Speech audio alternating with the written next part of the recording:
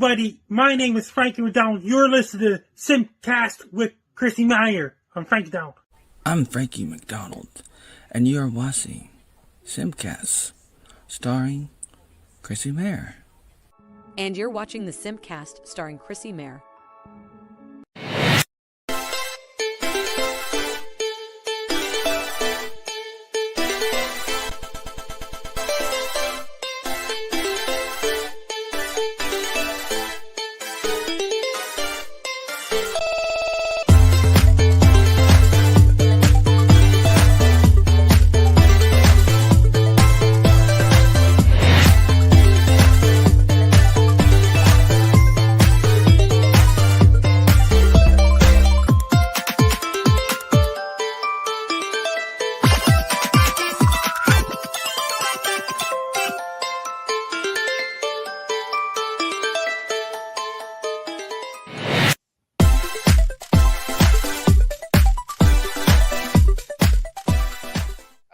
I don't know if this is real, but thanks for the $10 Sound Horizons. Could you shout out to my friend Nick Gurr?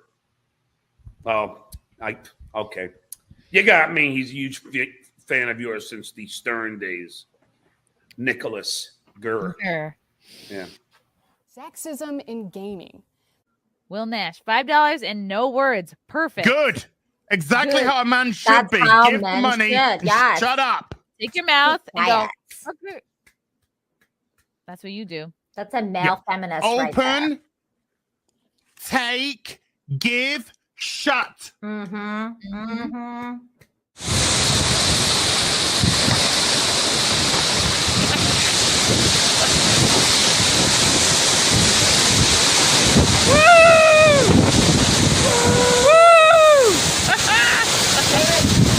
Try wasabi? No. Do you want to try it? No. Okay. Wasabi. Do you want to try it? Smell it. Smell it first.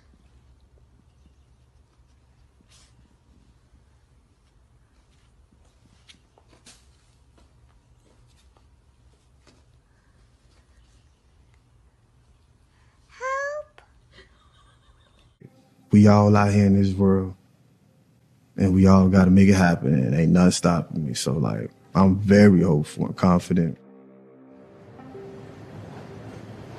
After this interview, Ashif sent a picture of his penis to our producer.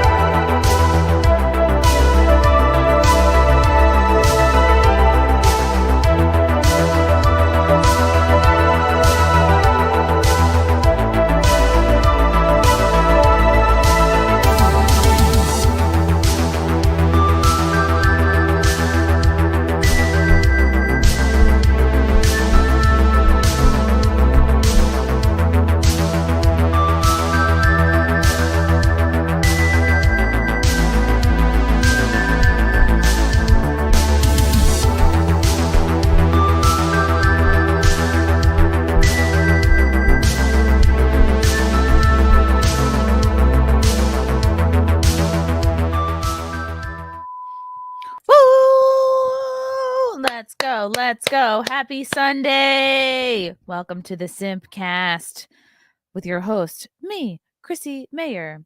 Hope everybody had an awesome weekend. I was in New Orleans this weekend, crushing it at the Comedy House New Orleans. Shout out to them. Shout out to everybody who came out to the show.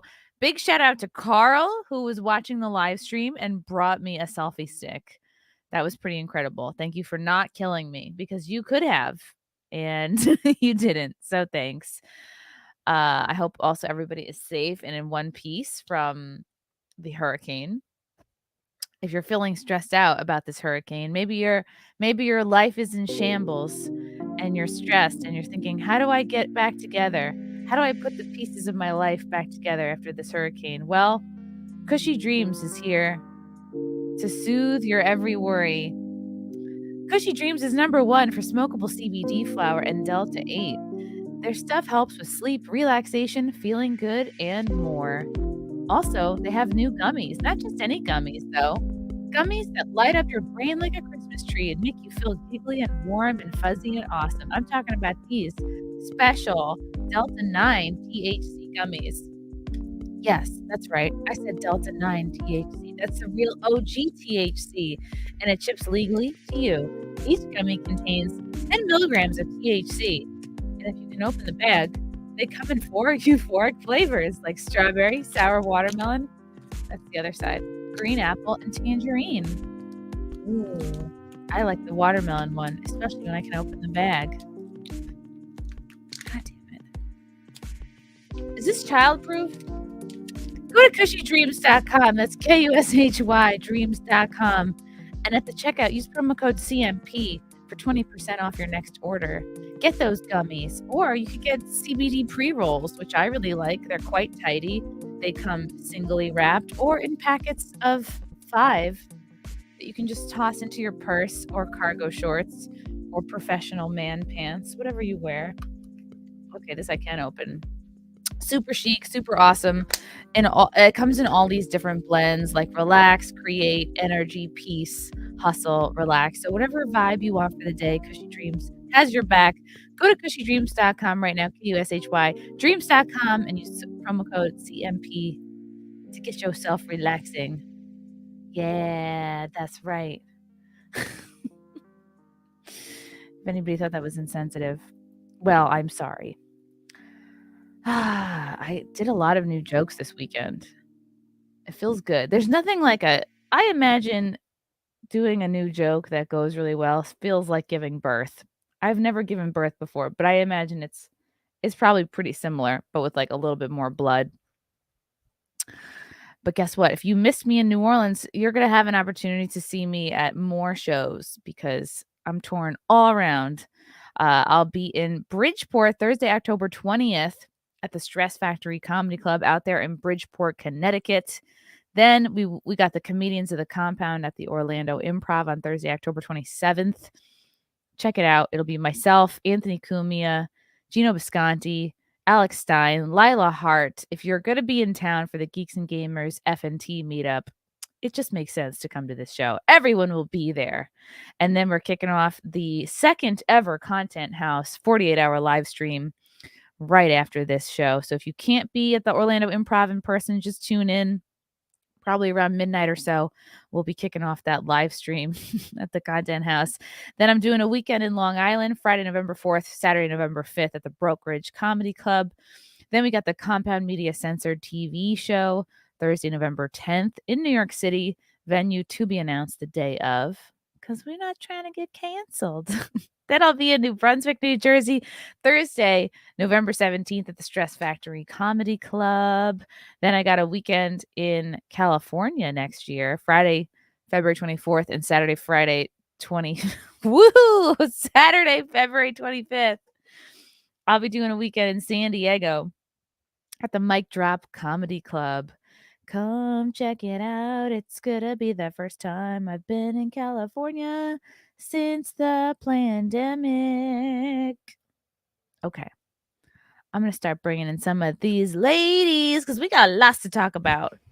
We got more special guests come in, but I'm going to bring ladies in as you guys can handle them. And then Why'd you have to pull me in mid-chew? I'm like eating my cereal. Oh, no. She planned it. No, it's fine. You can finish chewing. We have SimpCast favorites in the house. Ms. Zia Anderson here. Hi. Looking like something out of Beetlejuice. I don't know what's going on with this outfit. You're wearing socks but no pants. I know. Well, because look, I realized that every long sleeve and sweater thing that I own is all cropped because I'm cold and it's fall, but I'm from Hawaii still, and I don't know how to buy like real warm clothes. I really don't. So I'm like, well, I have my shorts and I'll just wear high socks. So people might judge you, Z, and be like, oh, you just dress like a hoe. But here's the actual truth behind it is that like women, our extremities get colder. Like our noses, our hands, our feet get cold. It kind of makes sense that you'll have like crop tops and like high socks and not You actual said this pants. right as like she adjusted, and you could see like 2 white lines in between the crotch. Those are Really? my white Oh. shorts lines. Oh, there we go. See, My shorts. My Yeah, they're shorts lines. called, But no, I dolphin do shorts, dress right? like a hoe. we're gonna get this. Yeah. We're getting the Sims. That's all the hot problem. bothered You always have to today. find the sweet spot between like dressing like a hoe and it being Mhm. attractive. Because like if you dress too modest, it's frumpy. But if Yeah. you dress too hot, you're a hoe. So Yeah. It's Yeah. a real balance that you have to walk. And then there's like classy hoe and kind of a trashy hoe, and that's also a fine line too, because you can go, I've definitely gone trashy hoe a few times where I'm like, well, I'm not super proud of that outfit, but here we are. It's got to be Too much careful. of it is tight. If it's tight and short and cleavage. Yeah, you gotta pick You have to, like, one.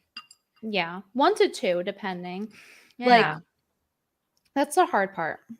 It is. So like for stream, basically you're confined to just showing cleavage.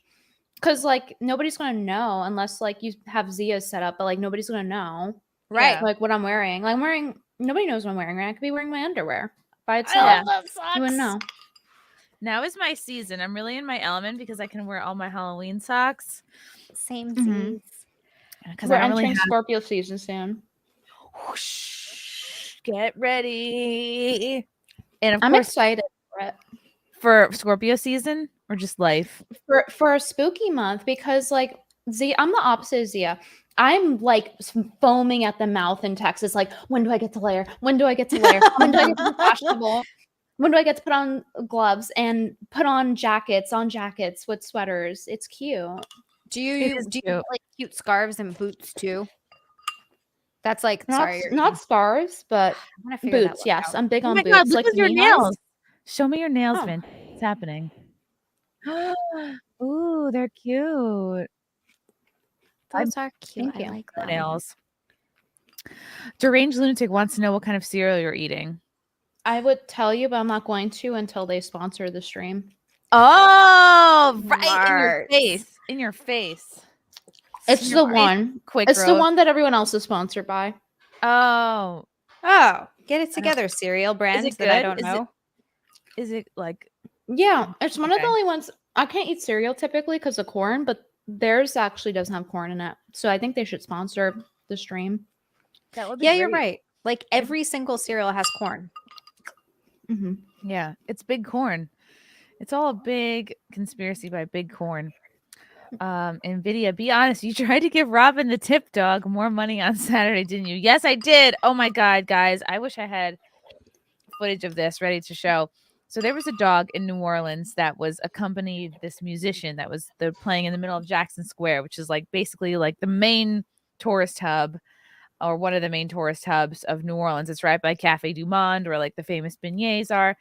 And they taught this dog to like trot out into the crowd and like grab dollar bills from people. It was so cute. And I was sitting there like baking in the sun for hours, just giving this little dog like dollar bills. And I was like, I love you. That's genius. Because who's Yeah. gonna stop giving the dog money? Like No you one. wouldn't. Not me. Yeah. Right? I was like, you can have my freaking car keys. I'm like, you can have whatever you want, whatever your little mouth can carry. It was so cute. So we need to get some dogs and train them, and we can take them to like comedians of the compound and be like, this tips Oh. for the comedians. And I tried to pet the dog, and the guy like called me out in front of everybody. He was like, "Petting's extra," and I was like, because I tried to pet him, but like he was so quick. He just like grabbed it and he like scooted off. Wow. So, and the dog's name was Robin, which I thought was kind of apropos. That's cute. Because when I turned around, he was marching off with my purse. I'm like, oh, look at him. Animal names for pets is pretty good. It's right up there with food names. I like it. Animal names for pets? Human Mhm. names? Or- Oh, Robin is a bird. Yeah. Oh, I see what you're saying. Yeah, Like, yeah. Yes. Calling the animal another animal's name. That's Mhm. good. That's Like good. Have you butterfly. guys, have you Name a guys cat been butterfly. to New Orleans? Mm-mm. No. I would like to go though. We got to do this. Is our next content house. I think it has to be in New Orleans because it's so fucking fun. It's a party town. It felt so like everyone's like, I joked a lot going in. I'm like, oh, it's the murder capital of the world, which it is. But it felt to me so much safer and a better vibe overall than at about this same time last year. I think they're starting to already kind of like come back. Like, yeah, I wasn't out late at night by myself. Like, I got really lucky. Either somebody from the club or like a fan or fans, plural, would like just walk me back to my hotel after the shows. So I wasn't really walking around by myself, which was cool. Hey, make a cute pose really quick. I'm trying to take a screenshot to tweet. Wait, Zia wasn't ready. Sorry. Wait, 1, 2, 3. What am I doing? Brittany, Got you're the best. She's like, hold on, look cute. I'm gonna do it. It's the worst. Like, do you ever have those friends who will post the worst pictures of you and they just put it up and they like didn't bother editing? They didn't even like, you got one eye closed, and you're like, you're a bad friend. Why would you do that? Oh yeah. Ugh. We all know those people. Yeah. But yeah, it was super fun. The shows were great. I was really expecting New Orleans because it's kind of like a blue city. I was like, they're gonna be woke. Are they gonna be cool? But it was great. Oh yeah, how was the crowd? Were they? They were awesome. It was a little bit of a mix. Like I'm working on this new joke. So I took this walking tour, and I was walking all around the Garden District, and they show us like these old houses, and some of them, like most of the actual, if not all of the actual plantations, were torn down. But sometimes they'd build houses that are kind of in the style of, and then some of these houses would also have slave quarters. And the tour guide was pointing out like which of these homes had built-in slave quarters, because you could tell, because on the back of the house it's kind of like, let's say that the house is like this wide, and then on the back of the house is like a narrower section of the house that just extends out, and they're like, that would be the slave quarters. And I'm looking at this, extension off this big gorgeous house, and I'm like, that looks like kind of a sweet deal to me. You know what I mean? Like, that looks nicer than all of the apartments that I've ever lived in. And I don't think anyone was expecting them to come up with rent money every month. You know what I mean? Like, as she's going on and on about it, I'm like, I don't know. It sounds like a sweet deal to me. It sounds like not a bad cut. It sounds like not so bad. Some people say slavery. To me, I go, hey, it looks like job security to me. Like, you're always going to have something to do. They didn't have bills. How else did slaves have it easier than me? It's like indentured servitude. They're like, we're gonna work it off. They were interns. They were basically interns. They don't even burn in the sun as easily. Right. They didn't have to worry about putting on SPF. A lot of them got to be in the house. I don't know. And then guys, we love our I was about to say slave. Oh, and here's the thing. My tour guide was a little woke, and she wouldn't call them slaves. I was like, oh, with the slaves, da da da. And she's like, she was trying to like make it sound politically correct. Like, she wouldn't say slaves. She would be like, oh, people of enslavement. I was like, oh, really? She would call them enslaved people. I'm like, really? Should we call them freedom challenged as well? Should we just be like... She was too much, and I don't think anybody else was like catching on like how I was. And she's like, no, not slaves, enslaved people. Yeah, that makes it better. And I was like, okay. I was like, the point is they didn't have bills, they didn't have to pay rent.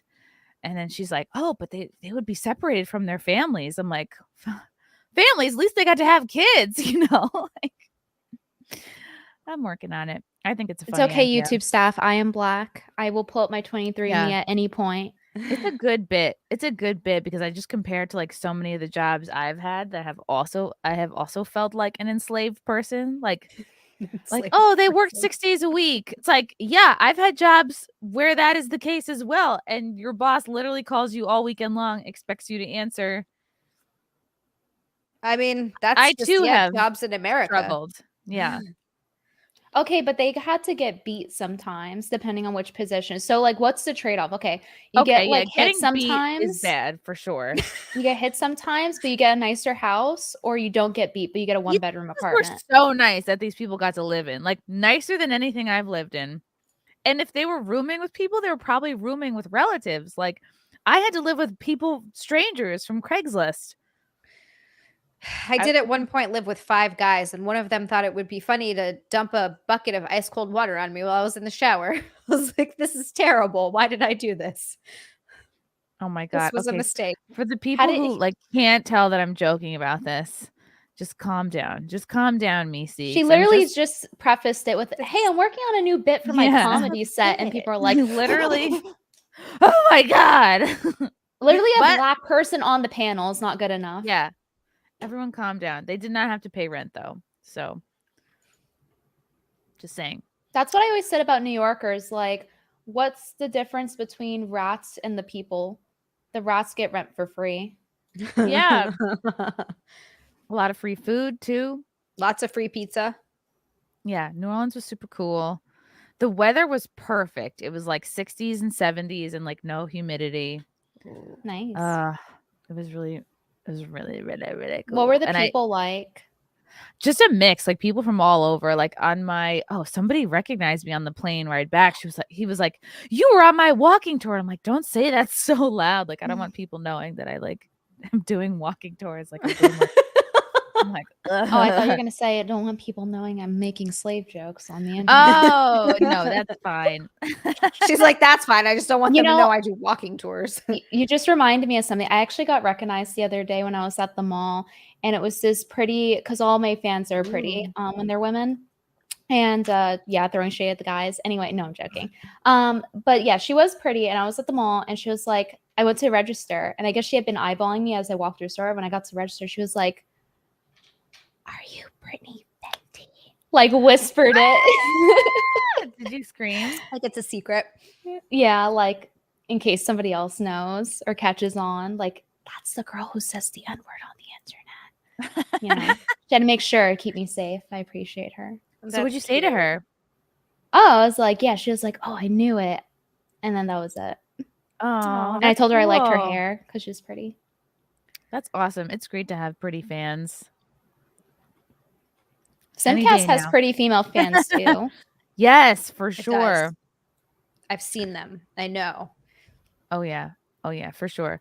From Cold Seaman, update from last week. Bad news. Turns out my friend's sister started dating someone else, but that doesn't matter because she told me she likes She-Hulk. So now I'm talking to her hot friend, and she's down. Okay, sounds like you're gonna be all right, Colt. Good for you. You know what's crazy is there is a little bit of a breaking news regarding the She-Hulk world. This had just come to my attention. Hold the freaking phone. Let me pull this up. So this woman, Jameela Jamil, who plays Tatiana or Titiana, it's hard to know. I think it's Tatiana from She-Hulk, is currently in a Twitter meltdown. Like happening right now in real time. This is bad because she's like a big time celebrity. She should truly be above. She's verified. Like she should be above. She's been in a lot of stuff. Fighting people on Twitter. And so this was, I guess, in response to from her tweet from yesterday, waiting for the final episode of She-Hulk. Like, what is even happening here? Okay, it's just her with French fries, I guess, trying to come off. I just want the French fries now. Yeah. Now I just want McDonald's fries.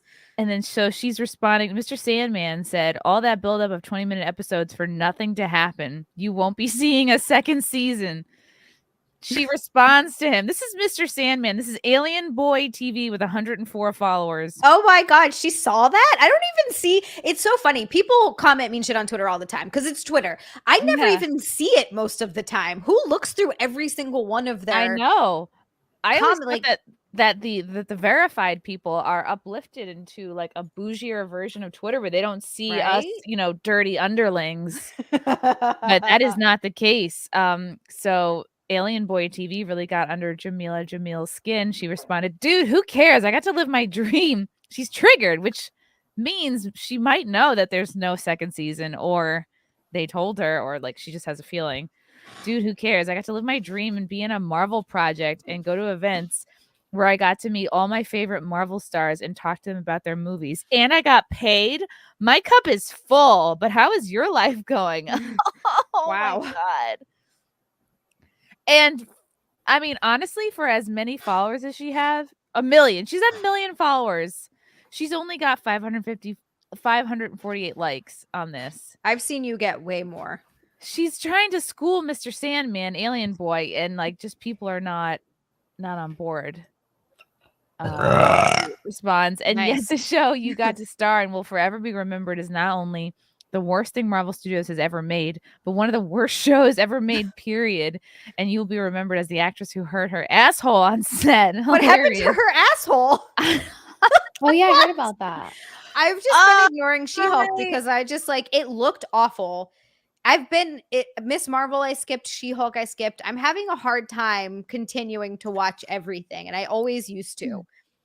That's understandable because it's incredible. I have to watch it for F&T. Like rough. I've been like jumping around watching episodes out of order. Like it's just so hard. And this is from Orangutan Kid with 43 followers, to which she responded, "I'm sorry you never got to have the fun I've had, and that nobody will remember you for anything at all. Can't be easy, mate. Chin up. Only 18 likes." I'm surprised that she's even responding. It is surprising, which means she must know that the show fucking sucks. Yeah. And okay, is this where she responds to Our expectations for you were low, but holy fuck. Well, I have a Oh my question God. though. All right, I'm gonna Is pull it this actually article her up. fault though? Like, does she No, actually I'm get sure any it's say in the not. lines? No, she didn't write the It's show. not. That's why does she care? Like, I understand what she's saying, and you can think that, but like, there's no point.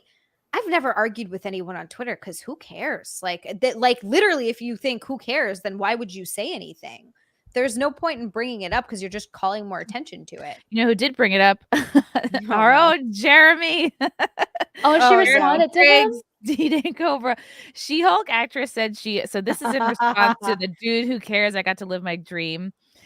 She-Hulk actress said she doesn't care if the show is successful because she already got paid. Amazing. Like that is a real own right there. She responds to Jeremy with, "The show is successful. We were #1 in America last week. If we don't get a season 2, I am beyond happy with what we have. We made a lot of people happy and we were happy and loved it."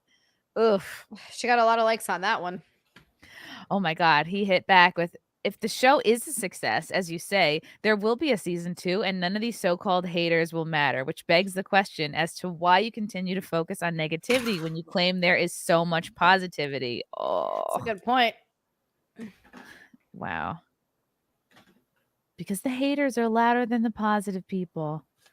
What does she care? It's not for those incels, right? Yeah. It's not for them. I guess I'm So an what she care? incel then. Damn.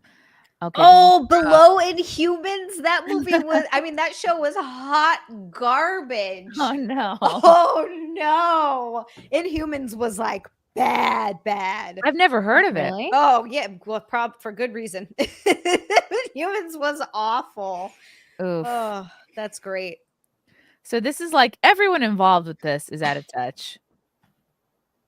It's bad. The last episode I watched was I think She-Hulk was going to her friend's wedding, and it was just completely unrelated to anything else that was going on in the show. From I Was a Gladiator, Rings of Power is worse than She-Hulk. She-Hulk is a bit part character. Rings of Power desecrating one of the most loved series of all time. Yeah, I gotta agree with that. That stings more if you really were a big fan. Dude, it's upsetting. That's another show that I haven't watched because it's just, I don't want to be angry, and I also don't want to give them the numbers. I know some people hate watch stuff, which I don't really understand. Part of me wants to, but the other part of me just doesn't want to give it to them. Like, you're not going to get my view, and also I don't want to be upset. If you're not curious, or if you're not going to like make content or make a review, then there is no point of watching it. Yeah, and like I could watch it and do a review, and probably it would do well because a lot of people hate it. But I just, if it's not going to be fun to do, then yeah. No. And I grew up reading Lord of the Rings, and I just, it's one of my favorite properties of all time. So it's just a real bummer to watch them completely fuck it up like that.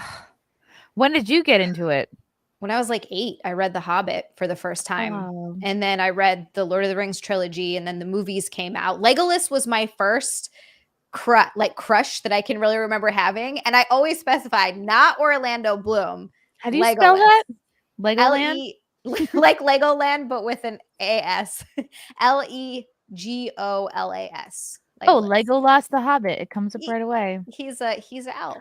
Oh, this You see? blonde guy. Yeah, Of and it was course. specifically the character. Orlando Bloom did nothing for me. When I saw him without his wig and his ears, I was like, oh. That's It what was- Elf is supposed to look like. This guy. Yes. Okay. No, yeah, no, so that's he's- no. That's Lee Pace. That's oh my god, I'm forgetting his name. Oh, that's gonna drive me crazy. No, the other one. Orlando Bloom. Him. Yes, that's Oh, him. Legolas. Oh my god, why is that Wow. gonna annoy me? Yeah, he's just a nice tall glass of recessive What? genes. What's not to like? Yes, yeah. So anyway, it's You just a can't- I don't bummer. know. It would be hard for me to date a man with like longer, nicer hair than me. It's beautiful hair. Like if you are taking longer to get ready than me, that's a problem. It's for some reason his hair is always, even when he's in battle, it always looks like that. I think it's just elf powers. So like Okay. he probably doesn't have to get ready. It just looks like that. Elf powers extend to hair, To hair. Yeah. to hair care. I like that. Yeah, we got some more simp ladies coming. I think Anna's on her way. We also got Tina Forte coming in, who I'm so excited to talk to again. From John Thomas, Jameela. Jameel is pretty hot. I thought she was actually pretty funny on Misery Index. Maybe she would come on SimpCast. I've liked her on other stuff. Yeah, she was Yeah. good on Misery Index and she was good in that show, The Good Place. It sucks Okay. that she's, From Heffelfinger, even if She-Hulk was good, I'd have no interest in watching it simply because of how the creators are acting over the criticism. That's a really good point. Like, why does she feel like she needs to stand up for the show and respond to haters on Twitter? It's like she didn't write it, so it's not like her job. She's not a publicist. exactly. People already think it sucks. Like nothing she does is going to help. So I don't know. It just looks kind of tone deaf. It looks bad. Wow. Speaking of things that are tone deaf, Saturday Night Live had its season premiere. You know what's crazy is like the season premiere is the only time that people even talk about Saturday Night Live, unless you get a random like Kim Kardashian hosting or like Kanye West hosting it. Other than that, like no one ever talks about it unless it's the season premiere. And in fact, like these articles they only exist because they have publicists and people whose job it is to write these articles. It's not like fans of the show are like, wow, this was so great. So I watched a bit of the open. They kind of do poke fun. So it's, let's see, it's guest host Miles Teller impersonating Peyton Manning. Okay, no, that's just random. I mean, okay. So the guy which one is Peyton? I don't even know. This guy looks like pretty close to. That would be Peyton Manning. Eli would be on the right. Yeah. I believe is This what they're guy doing there. Kind of like he really does look like I'm sure these people are like, what impressions can you do? Okay. Oh, you can do Peyton Manning. All right. We're going to make that happen. So they're doing the Manning brothers. And in fact, I saw their birthplace in New Orleans. We walked past it on my walking tour of the Garden District. I took pictures of it. Oh. Yep. That's what I do for fun now. So, and basically they're talking about like, it's almost like kind of, would you call it meta? They're just, these two guys are judging the rest of SNL. Like they're just like, oh, all right. At one point that, they're kind of calling it like a game. Like, all right, there was X amount of attempts at a joke. Yeah. 14 attempted jokes, 1 mild laugh. There were 3 chuckles. And then at some point they make fun of, what's his face? I always forget this Asian guy's name. Bowen Yang. I always forget his name because he tweeted at me that nobody in New York comedy respects me. And now I have a mental block on his name. Whoever this guy is that's playing Trump it does a decent Trump impression, but unfortunately, like this show needs more than just decent impressions. They even poke fun at the fact they're like, oh, we need someone to do an impression of Fauci or Lindsey Graham or Rudy Giuliani. And then they said, oh, those were all Kate McKinnon. So a lot of, I guess, their heavy hitters all left last season. Adie Bryant, Pete Davidson, Kyle Mooney, Aristotle Athari, I have no idea who that is. Alex Moffat, no idea who that is. Chris Redd, okay, he's a stand-up. And Melissa Villaseñor, also a stand-up. Damn, like anybody who was even, like, I don't know. But people knew who A.D. Bryant was, and Pete Davidson, of course. And I think people knew who Chris Redd and Melissa Villaseñor were. But it's like now they have no names. Like they have nobody noteworthy on this show anymore. It's just they should sad. offer you a job. They're in like they would never offer me a job. I just think they're in their death rattle right now. This was the premiere of their 47th season. I heard through the grapevine that they're gonna cut it at 50. To me, this is just dragging on. Like they should just put this animal out of its misery. Yeah, I agree. It's been going for too long. It hasn't been funny for a very, very, very long time. I was always a Mad TV girl anyway. I preferred Mad TV over Mad SNL. TV was so great. It was not polished. It was wacky. Amazing. It was truly edgy. It was, but Bunny Swan, that character was so fucking funny. Oh, Miss Swan, yeah. Miss Swan, there's no way you Oh, could he ever looking wait like a that now. man. It's the best. He looking like a man. He made me take the bus home. She was the fucking best. I forget her. that actress's name. Alex Borstein. Alex Borstein. Yeah. She's still working now. She's the voice of Lois Griffin in Family Guy. Okay. Should I play a second? Yes, of this? Stuart. Look what I can do. Look what I can do. No, don't touch it. No, stop. Get away. Oh my god. Away. Stuart. And then the mom who did Stuart was good too. Yes. I don't even know. They didn't even need a plot. Like, No. you know, it's like I'm just contradicting myself because, like, though that's a really good example of like the character work carries the scene. It doesn't even matter what the fuck they're talking about. Like, they're just so funny in what they do that it didn't matter. Should I play a little bit of this? Vladimir Putin, are you? Because as Brandy told Monica, the boy is mine. That's a good Trump impression. Yeah. Yeah. Literally Who is sounds like that? him. Who is that? Who's doing that? Miles Teller? No, Miles Teller is Peyton, I think, right? Okay. Or is he also doing Trump? I can't see from here. It's bad. This SNL used to be something where you would get booked for a season or even like a small role and your whole career would open up for you. Your whole life would open up. Like it was the most exciting career elevating thing that could happen. You'd be right? Like, and even as comedians, like a lot of people would be like, oh, where's the after party? It would always be a hang that people would try to find out about and go to. And it's just like, I don't know if I just became less impressed with it because I knew I would never be kind of like mainstream. But I just found like a lot of people were over time less impressed by it. From Matthew Phillips, if we see Chrissie Mayr on SNL, he's just been kidnapped and brainwashed by the woke mob. And another note, have you ever done improv, Chrissie? Yes, I did 5 years of improv before stand-up. 5 years. 5 years. Woo! Oh my god. It was expensive, but I did it because I was living at home. So I took like from 101 to 601 at UCB, then the 101 to 601 at Magnet, then did a one-woman show. But I could have never done it if I wasn't living at home. So I just would like work whatever day job, do improv. After, you know, the class would be like 7 to 9 or something. And then I would stay out, watch more improv, go home, and then like basically do it again the next day. How do you date with that little time? I didn't. Like I would just like maybe hang out with other comics, but my mom even said, like, you're wasting the best years of your life doing improv with these weirdos.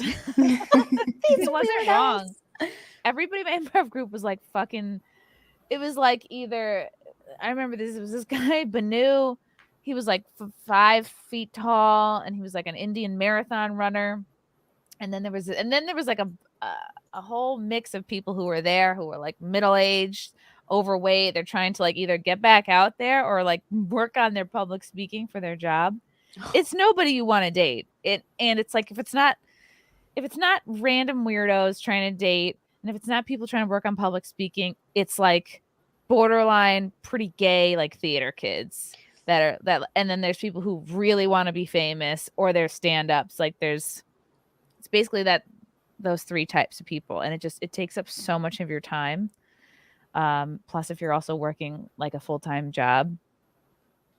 So, yeah, I think like who did I really seriously date during that time? A guy I met at karaoke, a guy I met on New Year's Eve. Like that was really it. Wait, I want to hear the karaoke story. What'd you do? Like sing him a love song? You were like, my God. This was the boyfriend I had who he broke up with me over Skype, but we met. I've had that first.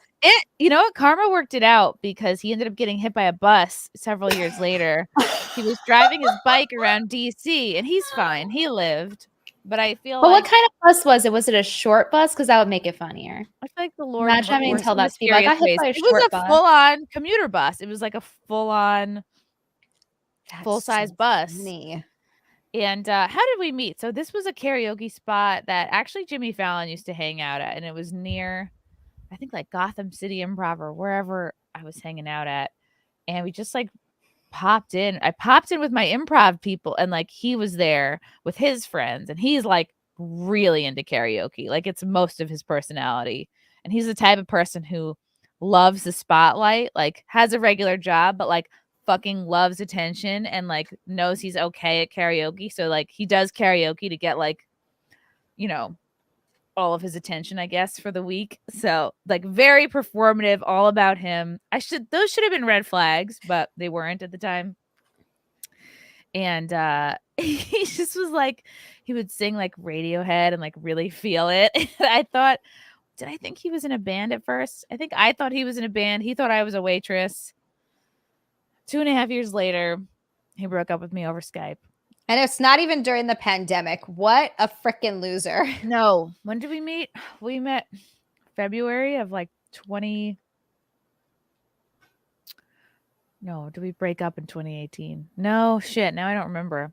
Wow. I don't know. I've gotten broken up with through text, so we broke up in 2000. I think we either met in 2008 or broke up in 2008.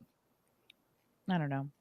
Something like that. So what song was he singing? What song were you singing? Creep. He would sing Creep. Uh-huh. By Radiohead. That was like his go-to. When he sang that every time you went to karaoke, you're like, I'm so fucking sick of hearing this song. He would really feel himself during this song. And I would sing Black Velvet. That's still my go-to. That's a good song. You mentioned that Poconos. I remember. Yeah. It's fun. But like people who are really into karaoke, aside from Anthony Cumia, I think he's the only exception. But like most people who are really into karaoke, like I think there's something wrong with them. Brian Kerdersha, good evening, ladies. I lost interest in SNL back in 2017. Yep. Deranged lunatic. SNL needs to go along with The View. Yeah. Who watches The View? I gotta know who's watching that show. I think dumb women are mostly. Brian Kerdersha, Bros flopped at the box office. Did anyone see the SNL ratings? No. We could look them up, I guess. Anna's here. Oh, it's Anna's butt. Hey. Hi. What have I missed? SNL's back with none of the memorable players. Did it go away? No, not yet. We're waiting. Nobody cares. Still, nobody cares about SNL. And we were recapping the Jamil Twitter fight. Who's that? On right now. She plays Tatiana in She-Hulk.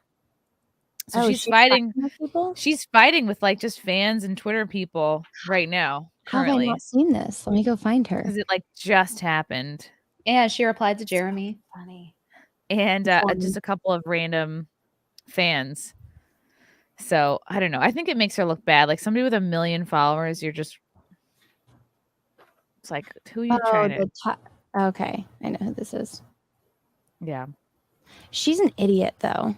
Like, in her interview, she's like, oh, yeah, the character that I'm playing is like the exact opposite of what I am. And I looked at her Instagram. I'm like, you mean you're just playing yourself? It's not the exact opposite. You are literally playing yourself. You just have superpowers. Look at her Instagram.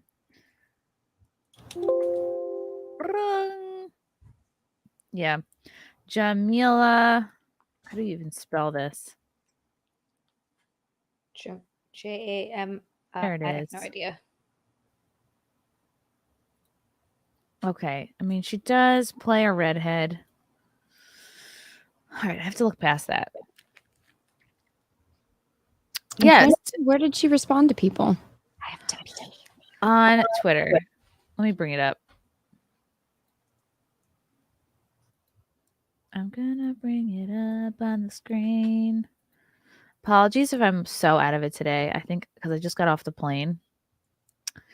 And I feel a little squirrely. All right. So this was Tatiana. This was Jeremy responding to Tatiana, Jameela, who was responding to a regular, a regular fan saying that, all that build up, nothing's happened. Dude, who cares? I got to live my dream and be in a Marvel project and go to events where I got to meet all my favorite Marvel stars and talk to them about their movies and got paid. My cup is full. But how is your life going? Ugh.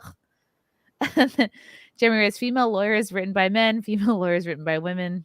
Yep. That's fun. Dude, did she delete her tweet? I can't find it on mine. No way. Maybe she's blocked you. No, I'm scrolling through her timeline right now. I just can't find it. Click tweets and replies, not just tweets, maybe? I am on it. I don't know why it's not showing up. I can see her responding to other people, but not the one of her responding to Jeremy. Oh my God. She keeps going. Ah! She's okay. So somebody wrote Cubanation wrote, I think that you ended it after about their movies. It would have been an honest statement. Adding that you got paid for it nullifies the initial part of what you wrote describing admiration for the franchise. In the end, though, it probably was only about money. See, that's a trigger for her, I think, that it's sucking and the money part. Lol, I could say how grateful I am in any way I like. To make a living doing what you love is a gift to celebrate. I don't need a season 2. It would be fun, but I'm already grateful for what we've had. And that's how I feel, and you don't have to like it. Wow. Wow, Jameela. You're so brave. The thing I said sarcastically, this guy's saying, seriously, my wife and I adore you. Check your DMs. Have a 3-way with us. Wow, I just think it looks finally found it. I think it looks bad for her to be responding to anybody. Like she doesn't look like she's. Well, she's not exactly the brightest bulb in the world. Yeah. Oh God, and here she is virtue signaling. Somebody said, okay. Oh my God, at the end of the day, you're nothing more than a diversity hire. Congratulations. Bring back white Hollywood. Am I right? Oh my God. Oh, Jesus. She just keeps stepping in it. Oh no. Then she has no plausible deniability. Oof. Is she? I didn't even realize that she was like diverse or whatever. Then Neo Matrix says, you're the one that's going to have to live with knowing that you weren't hired based on your talent. They might say different to your face, but it will nag at you for the rest of your days, knowing that you didn't really earn that job. Sidney Poitier, or am I saying that wrong? Chadwick Boseman, Denzel Washington, Eddie Murphy, Wesley Snipes, Richard Pryor, Thandie Newton, Zoe Saldana, just to name a few, all earned their spot. So yeah, your white Hollywood excuse holds no water. And she writes, well done for Googling those black actors just now. Oh, that's not even a comeback. It's not bad. Holy shit. He writes, no need. Those actors are actually memorable. Oh, who is this person that's responding to her? Mike Pimentel at Neomatrix316. Some of which even played Marvel characters, actual lead characters, not some side character from a short episode, short runtime TV series. Damn. She should just stop responding. Yeah, I was going to say they wouldn't be doing this if she wouldn't respond. Like people say messed up stuff on Twitter all the time. Mm-hmm. Like just ignore it. I don't know why she's doing this. I mute people all the time. It's great. Then you never see them again. God. They're yelling at no one. She's really like, okay, as a huge Marvel fan, I have loved making this show. It's for the people. This genre fought all these years, and those people love it and thank us every day. We didn't stick to any formula, and we still made it number 1 in the ratings, and we had a blast making it. Madness. Wow, she's literally making out to be like how you said, like, wow, guys, aren't I so brave? Aren't I so brave for being brown? I'm so brave, aren't I? Give me a like. Wow. It's so cringeworthy. I'm blocked by half the people in this damn thread. Anna, I live for watching Anna. you on Twitter, though. Like, amazing. I can't see anything. Like, I'm seeing more on your screen than I am on mine. You need a sock account. Yeah. Well, I'll use my art account. Then things You will like actually that show up. Star Wars dog or something. I'm not that Star Wars girl anymore. I'm that Star Trek girl. Yeah. What happened there? William Shatner told me to change it, so I did. Oh my God. How did you get chatting with William Shatner? I met him at Cincinnati Comic-Con. Ooh, how was that? Extremely embarrassing. Was that a little bit of like a last minute decision to go there? No, the guys have been talking about it for a while, but then I decided to go. Yeah. Like a month before, maybe. Okay. 3 weeks before. We just didn't announce anything because we didn't want the guys that had a table there to like get kicked out for their association with us because we didn't know if it was like a cool con or not. Okay. Okay. Wow. Okay. So how did you meet William Shatner? I paid to take a photo with him and then paid to get his autograph. And Simp. completely myself. Simp. Of course, he's Captain Kirk. Yeah. I honestly why there's people who I would pay to take a photo with. Same. Why did you embarrass yourself? I just didn't know what to say when I was up to get his autograph, and then Cecil was like, "She's like your biggest fan," and then my voice cracked, and I was like, "You're my hero." That's so cute. That's not embarrassing. That's adorable. Yeah, That is so cute. Okay, so hold on. Let me backtrack here. So you took a picture of him. Oh, he quote tweeted you, said, "Yet she didn't change her name to that Star Trek girl 66. I must be losing my touch." And then you respond with, "As you wish, Captain." Woo! What are you holding? Is this a gerbil? No, that's a tribble. It's like alien from Star Trek. Is it like an alien gerbil? Exactly. Because Are you okay, Anna? sounds like gerbil. I was drinking Mountain Dew and it went up my nose while you read it. Oh no. So that's a pretty tribble, cool. they're like aliens that like if you feed them, they produce like a shit ton of babies. So like their entire bodily function is just made to reproduce. So they're just cute and cuddly. You just can't feed them or else they'll take over your ship. with Like cuteness. bunnies. That's hilarious. Yeah. I like And that. Simons hate them. So Like the cross between a gremlin and the adipose. yes. They Yeah. just keep multiplying.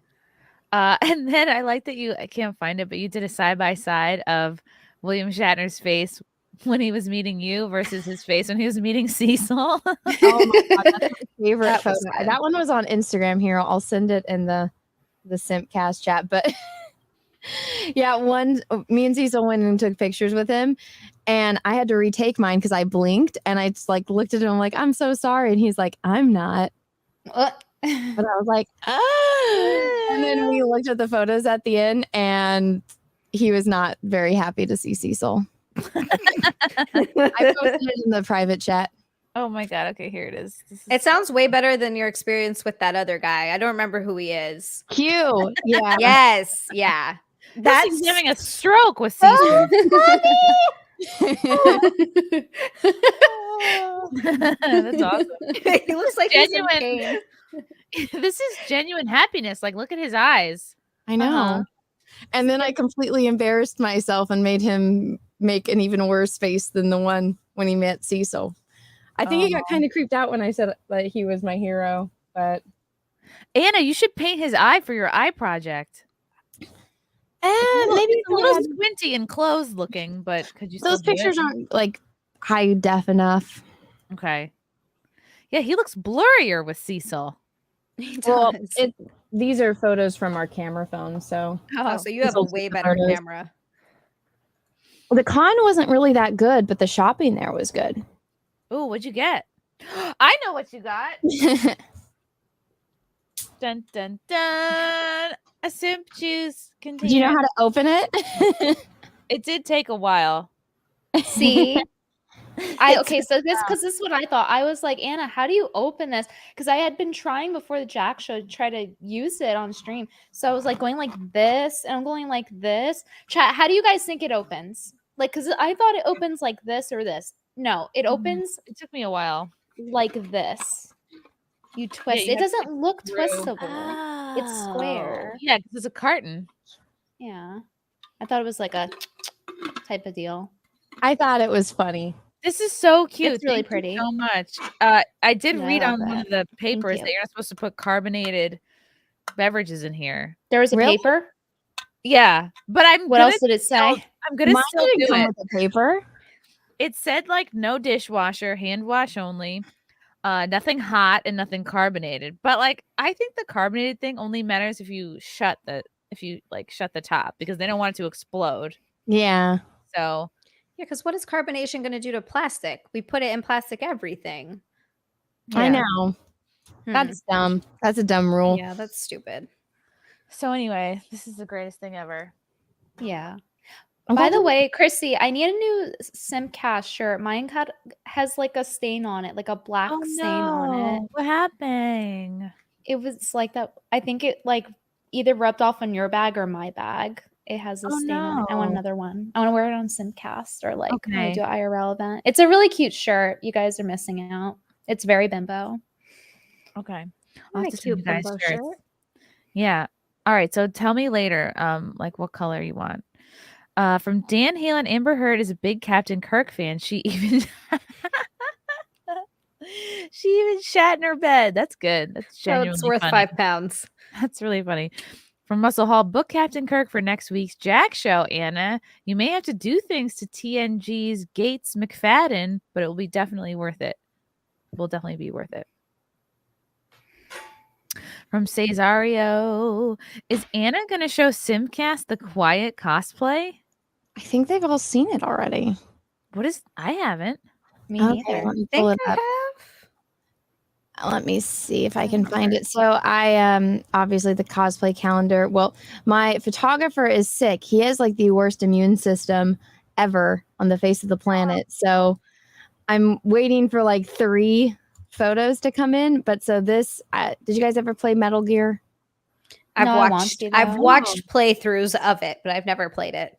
So this Metal character Gear? is very controversial because there's these, they're not bugs, but they're these things that infect you and it'll like eventually kill you. But so hers, it's like they get bigger, but they'll give you like superpowers. So she's called Quiet because she doesn't speak because these bug things got on her vocal cord. So if she talks, they'll grow, but she's got like superpowers, but she can't wear very much clothing because it'll suffocate her because one of the superpowers is that she's a super sniper and like when a helicopter is flying, she can see each individual like blade as it moves. Like, but I need to start. Wait, that doesn't make sense. Bikini. It doesn't have to make sense, Venti. I'm not explaining it very well at all. But so it just all the feminazis went crazy because she's in a bikini because kind of like photosynthesis, she can breathe through the sun or like she gets her stuff through the sun. So she has to wear as little clothing as possible, but it's like this post-apocalyptic kind of world. Convenient. And so I'm cosplaying as that character. Do you want me to show this interesting, picture? though. Yeah, you can show it. This is hot, Anna. That looks awesome. Oh my Yeah, you god, look good. you're so hot. Yeah, that looks Wow. so Good good. photo. What a Thank great you. photo. Where is this taken? Nevada, cough, cough. Damn, you're on location. Yeah, well, so we obviously we wanted to use real equipment and whatnot. So my photographer knew some BLM land that we could go to that we wouldn't get in trouble in Nevada, cough, cough. Of course, it's Nevada. And so there was like this destroyed like car area which would fit in with like the theme of the game. And then the only thing with this photo is the wind was going crazy. And then we had to park on top of the mountain, hike down the mountain to get to here. And so it was just like 1,000,000 degrees and I was sweating like crazy. How'd your And when I makeup was- say? But I think it all worked. Like the sweat, it works. It's glistening. Yeah. It makes you all glisten. happening. Well, It was not a comfortable photo to take, but I have like some more. I don't know if I'm going to use this one for the calendar, but I'm waiting for him to get back to me with the other edits. But this is just one. I like that you're branching out with your locations, Anna. Like, and I loved your first calendar. Like, you look gorgeous in every shot, but it's cool to see you like in different locations and like playing with your positions and stuff and branching out. That's cool. Nice. It either works or it doesn't. I did my Siri cosplay. We went to a waterfall. We show up and there was no water. Oh no! So it was just a fall. And it's California. I remember that, Anna. I remember going on hikes with Nick being like, oh my God, there's a waterfall, and getting there and there's nothing. Yep. We're like, oh. Well, we had to redo that because like we used fake blood and it, of course, attract bees. Oh no. I think it's bears. It was just hell. So the location is like a bit spotty for me sometimes, but that one I'm glad it worked out. There's other photos that I think are going to be better, but that was one that everyone saw and everyone seems to like so far. Cool. I'm so excited to see the final result. Andrew Thomas, happy Halloween season, sexy ladies. Doing any ghost hunting at Content House? Ooh, we could see if there's any haunted locations in Orlando. I'm sure there is. is. For that, yeah. I was briefly concerned for a moment that everything was going to be underwater and fucked up because of the hurricane. But I think they have a few weeks to kind of get it together. Yeah. I think it'll be all right. I think they would have sent me some sort of email if it all got fucked up. From Nesquik, which is better? Which is the better autumn comfy clothes? Boots or a beret? Who's wearing a beret? Definitely boots. Boots, but I like berets. I think they're cute. I feel like you're one of the few people that can pull off a beret. Yeah, I was just gonna say that. Like, not everyone can pull it off. Yeah, that's tough. People. Like, I would look really stupid in a beret. Yeah, you look like you either have a paper route or you're a French douchebag. Yes. Or you paint. Or you're painting, yeah. But like, Venti, you do pull it off. Cesario. Frank's dubbing of Chrissy's Mike snafu on one of the New Orleans streams was just pure, unexpected, funny. Good job, Frank. I'm gonna have to rewatch that because I was cutting out a lot, and I guess he was talking over me.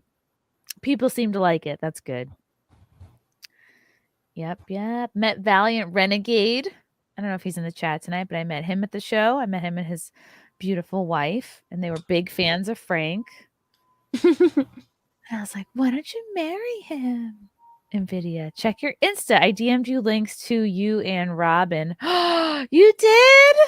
Oh, man. Robin who? The dog. Oh, my goodness. Let's see. Should I play one of these? Okay. Let me see if I can. Oops, I really need to pay for no ads. This is bad. This is embarrassing. I was gonna, but then I didn't. Okay. So let me give you guys a taste of what it was like to be around this magical dog. Okay.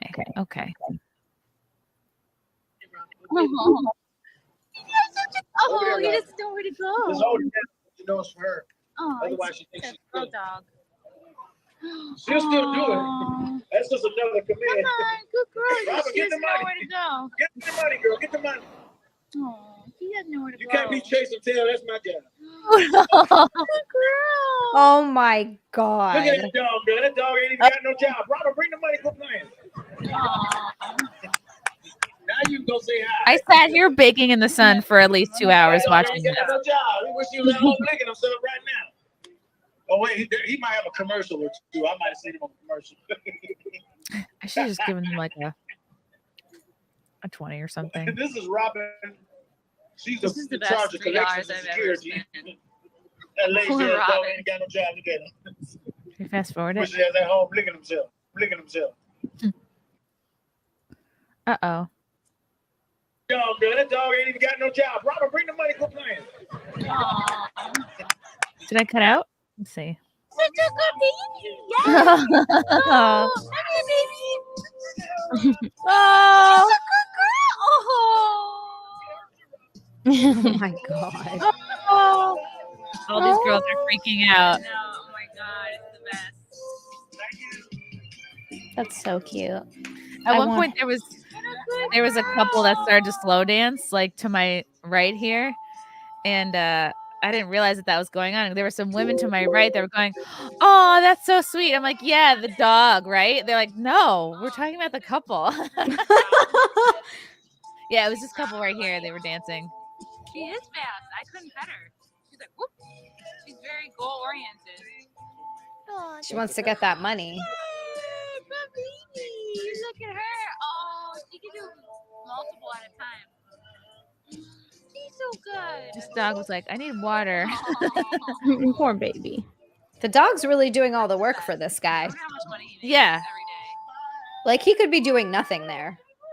Yeah. Like it almost doesn't matter what he's doing. People are tipping the dog, really. Yeah. I hope the dog is getting enough treats. Hobos, take notes. Seriously. All right, I guess we don't have to rewatch this whole thing. How did your show go there? It was just me following around different dogs in New Orleans. The shows were great. I remember the first night. The first show had more people, but the second show I had more fun, and it was actually kind of similar. And then the second night, the first show had more people and I had more fun. And then the second show, I was like, I wasn't drunk, but I had like a couple drinks and I was looser. I was a little more wild. Push-ups, didn't watch Nola stream, already seen Black Hawk Down. What? Who's Nola? New Orleans, that's what people like. That's like shorthand. Oh, now you're all cool and hip with the New Orleans lingo. No, Chrissy, I've been showing calling it that. off. Everyone calls it that. Too cool for New York now. It's like New Orleans, Louisiana. That's where it comes from. Ah. Yeah. Deranged lunatic. The dog made as much as a stripper. Oh, yeah. That's what it felt like to me. I was like, all I want is this dog to pay attention to me. I don't care how much money I have to spend. I just wanted to come over to me. And I want to pet him. Sean Green. Anna, come on and talk about William Shatner. I did. She did. To be fair, I did email him like a year ago, you have to email his agent. And I said, how much would it cost to have him on for an interview? And he responded and he said, oh, like he only does it like with friends. But I'd seen he was doing like a bunch of interviews and I was like, but I'm a really big fan and like my content and like people would like it. And I think I was just a bumbling idiot. But he's like, oh, good luck on your channel. And I was like, thanks. Please let him come on my show. But he doesn't even like accept money to come on shows. He just goes on his friends' shows. So. Oh, wow. That's because it's usually in bad taste too, because there can be a potential conflict of interest. Because it's like, oh, you paid them. So anything they say is kind of invalid now. We were trying to get on somebody, Frank, where he was going to charge me to have him on the podcast. Was that Jose Canseco? Jose Canseco wanted to charge me $500 to get him on the podcast. I was like, wow, I don't like baseball that much. I heard that Bagel Boss also was trying to do that when he was like having his 15 minutes. He kept trying to charge people. They were trying to get him on over at Gas, I think, and he was like, "Yeah, $300." And they were like, "What? No!" Like, see, someone like him who gets famous so quickly and gets like representation and handlers and like people working for him, they have an overinflated sense of their importance, and they start saying things like, yeah, I need to be paid to do a podcast. I don't know. Which is crazy. And then he like really tried to hold on to that 15 minutes, but it just like he could have done something with it. I feel like he just handled it terribly. Yeah, he was an asshole. He was like leaving me. I still have them on my phone. I still have death threats. That's right. I forgot about that. I just transferred phones, but I'm like, don't delete these. Oh, yep. Here we go. Oh God. Let's play one. This is a throwback. Oh, you say on your show, oh, I don't want to come down because I'm going to get beat up. I'm a little squirt. You're a fucking skank. How about I beat you up? How's that? You got a big fucking mouth. You're a cunning twat. How about you come out to Long Island? nasty shit, and my fame ain't over because I'm working with a new dude and we got bookings, you little idiot. And just because you don't know about it, don't mean I got nothing. No, it ain't over. Okay? So you and your big fucking mouth, I'm gonna get beat up. How about you come out here and I'll beat you up? How do you like that, you stupid bitch? So shut your fucking mouth. Anyway, we miss Bagel Boss. Holy shit! This is one of 4 voicemails I have from September of 2019. You should upload that.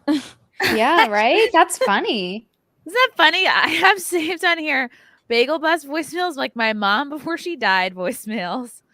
Early voicemails from like when Frank and I were dating, and then that's it, really. Just And then that. and Bagel Boss. And then a couple of my last boss kind of like telling me off. It really just...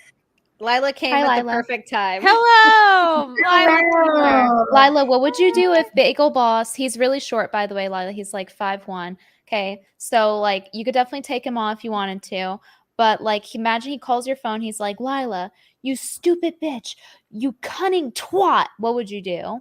Cunning twat. If Bagel Boss called you a cunning twat on the voicemail. What is he making these claims for? Why is he so angry? That's a really great question. I think it's because, well, here's the thing. There's no excuse because like you're short and you have a great attitude. He's also short but has a whole attitude. Well, wait, maybe it's like part of his act or something so that he can like, look at us all talking about him. So maybe Frank that's wants what me he's to doing. call him. I don't think this is a good idea. Just give him a call. Show. And I thought he died. Lisa called him, and then he said like "fuck you," because he'd been listening. Oh yeah, still have him. Still have I his think whole- that we should call him and be like, hey, we just need to prove that you're alive because Brittany thought that you died. He's not gonna answer. He's probably He might answer. Lila, do you want to call him? I'll put the number in the No. private chat. I No, don't want to call him. He's probably gonna leave me voicemails and call me a gun. Star 69. Star 69. Yeah. Oh my God, Yeah, can you still I do don't- that? Does that still work? Yes, it Star does. 69. That's so funny. That's amazing. chat. Should I call him? F's in the chat if I should call him. Everyone's gonna say F. Yeah. Oh, star 67, not star Yes. 6. I said star 69. I don't know. I thought it was star 69 too. But anyway, he had a bad attitude because I don't know. I guess he's just has a negative If he outlook wanted to on life. bang you and you had a boyfriend. He's somebody who his whole like lens through which he sees the world is I have it so much harder because I'm shorter. Everyone is out to get me. No one likes me. No woman will be with me. Like He needs to go to an LPA conference. what's LPA? Little People of America. And then be Oh. around a bunch of other little people. Like, and then he'd be like, Yeah. I'm not small. Yeah. He'd be the tallest of the little people. Yeah. Yeah. That's how I feel anytime I'm around someone that's shorter than me. I'm like, I feel giant. Because like Leo is just giant. I'm huge. I'm so tall and I'm so short. It's okay. When I was in LA and I would do like background acting for like children, I would be like a stand-in for a child, and I'd meet all the other like little people that were working there, and there'd be like tall one in the back, and they were referring to me. How And I cool was is like, that? Wow. Tall one, okay. I'm the tall one. Oh my! did Oh, Jack Murphy got married. Did you guys see? Nobody saw. Nobody's following him anymore. No. Was Matt from Oh. Tinder invited? I don't know. I think he should have been there. Oh man. Who knows? Maybe it'll help his brand. No, I actually met his fiance. She was sweet. I wish them the best. Good for him, I guess. I Oh still my don't entirely know who that guy is, except that It's he did okay. porn and then he stopped and was mad that he did porn. I don't know. I don't think he knows who he is either, so that's okay. All right, let me see. I'm gonna do one call to Chris Morgan. If he doesn't pick up, Who's Chris Morgan? Bagel Boss. Bagel Boss. Oh, his name is Chris. Yep. Oh What my should I say? goodness. Just want to see how you're doing. Yeah. Maybe I'll Yeah. invite him back on Wet Spot. That'll be the reason. Okay, here we go.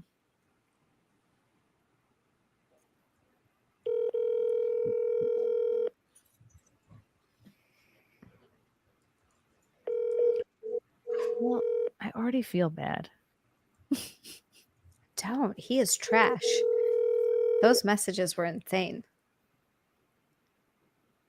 It was 3 years ago. Maybe he's changed. Maybe he's dead.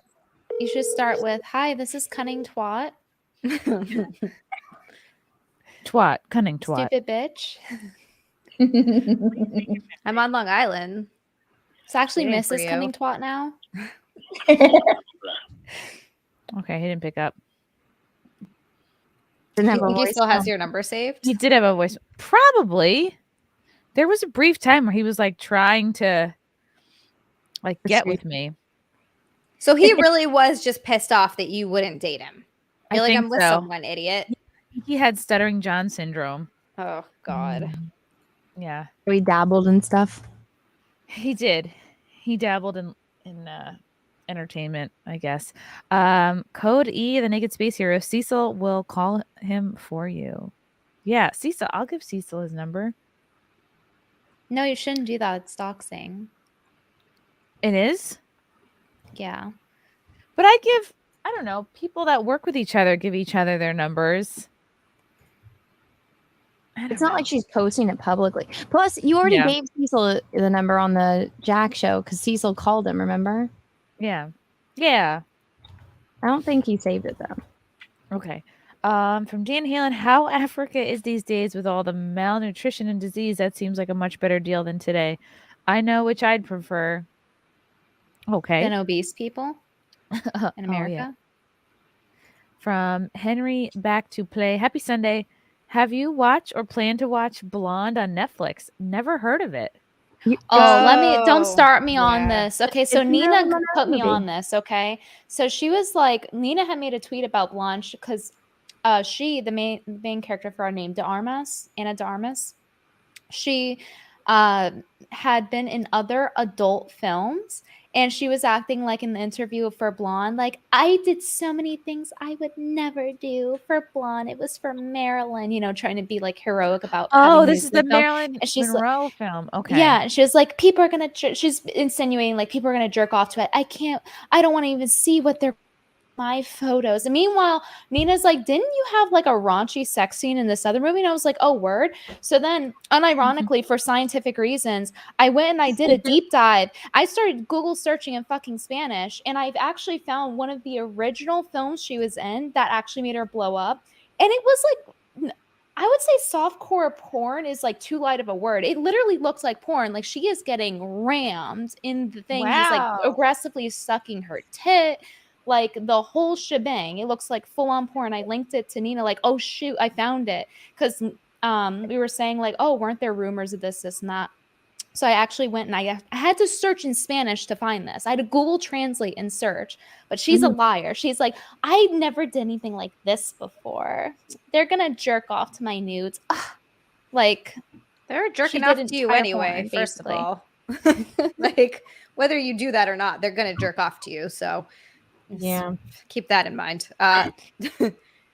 It's like, just be nude in the movie then. Don't go on like a whole thing where it's like, yeah, I did it for Marilyn and I would never. And these incels are going to jerk off to it, even though it's art. And it's like, you had straight up like borderline porn. I would call it porn. Like you're getting rammed, you're getting your tit bit hard and sucked. It's like, it was very graphic. And she's acting like this is the first time she's ever done that. She's like, oh my God. Ugh, yeah, exactly. Let me see if I could pull up the article for it. You know what? She's probably just like extra bitter right now because she was dating Ben Affleck and he just married J-Lo. I was thinking about that too. I wonder how that ended. Like I've always been kind of curious. It ended with J-Lo is single, and so he dumped her to get back with J-Lo. Wow, that's I watched it all go down on Instagram. Oh, I found the article. It says here, Ana de Armas says it's disgusting that blonde nudity will circulate the internet, but, quote, I can't control it, end quote. It's disgusting. So then don't be nude in the movie. Don't worry, she already was in like 3 other ones, so it's I know. fine. That's how she made her big break. worried Her about? whole career is built on this, and she's acting like she's never done it before. It's crazy.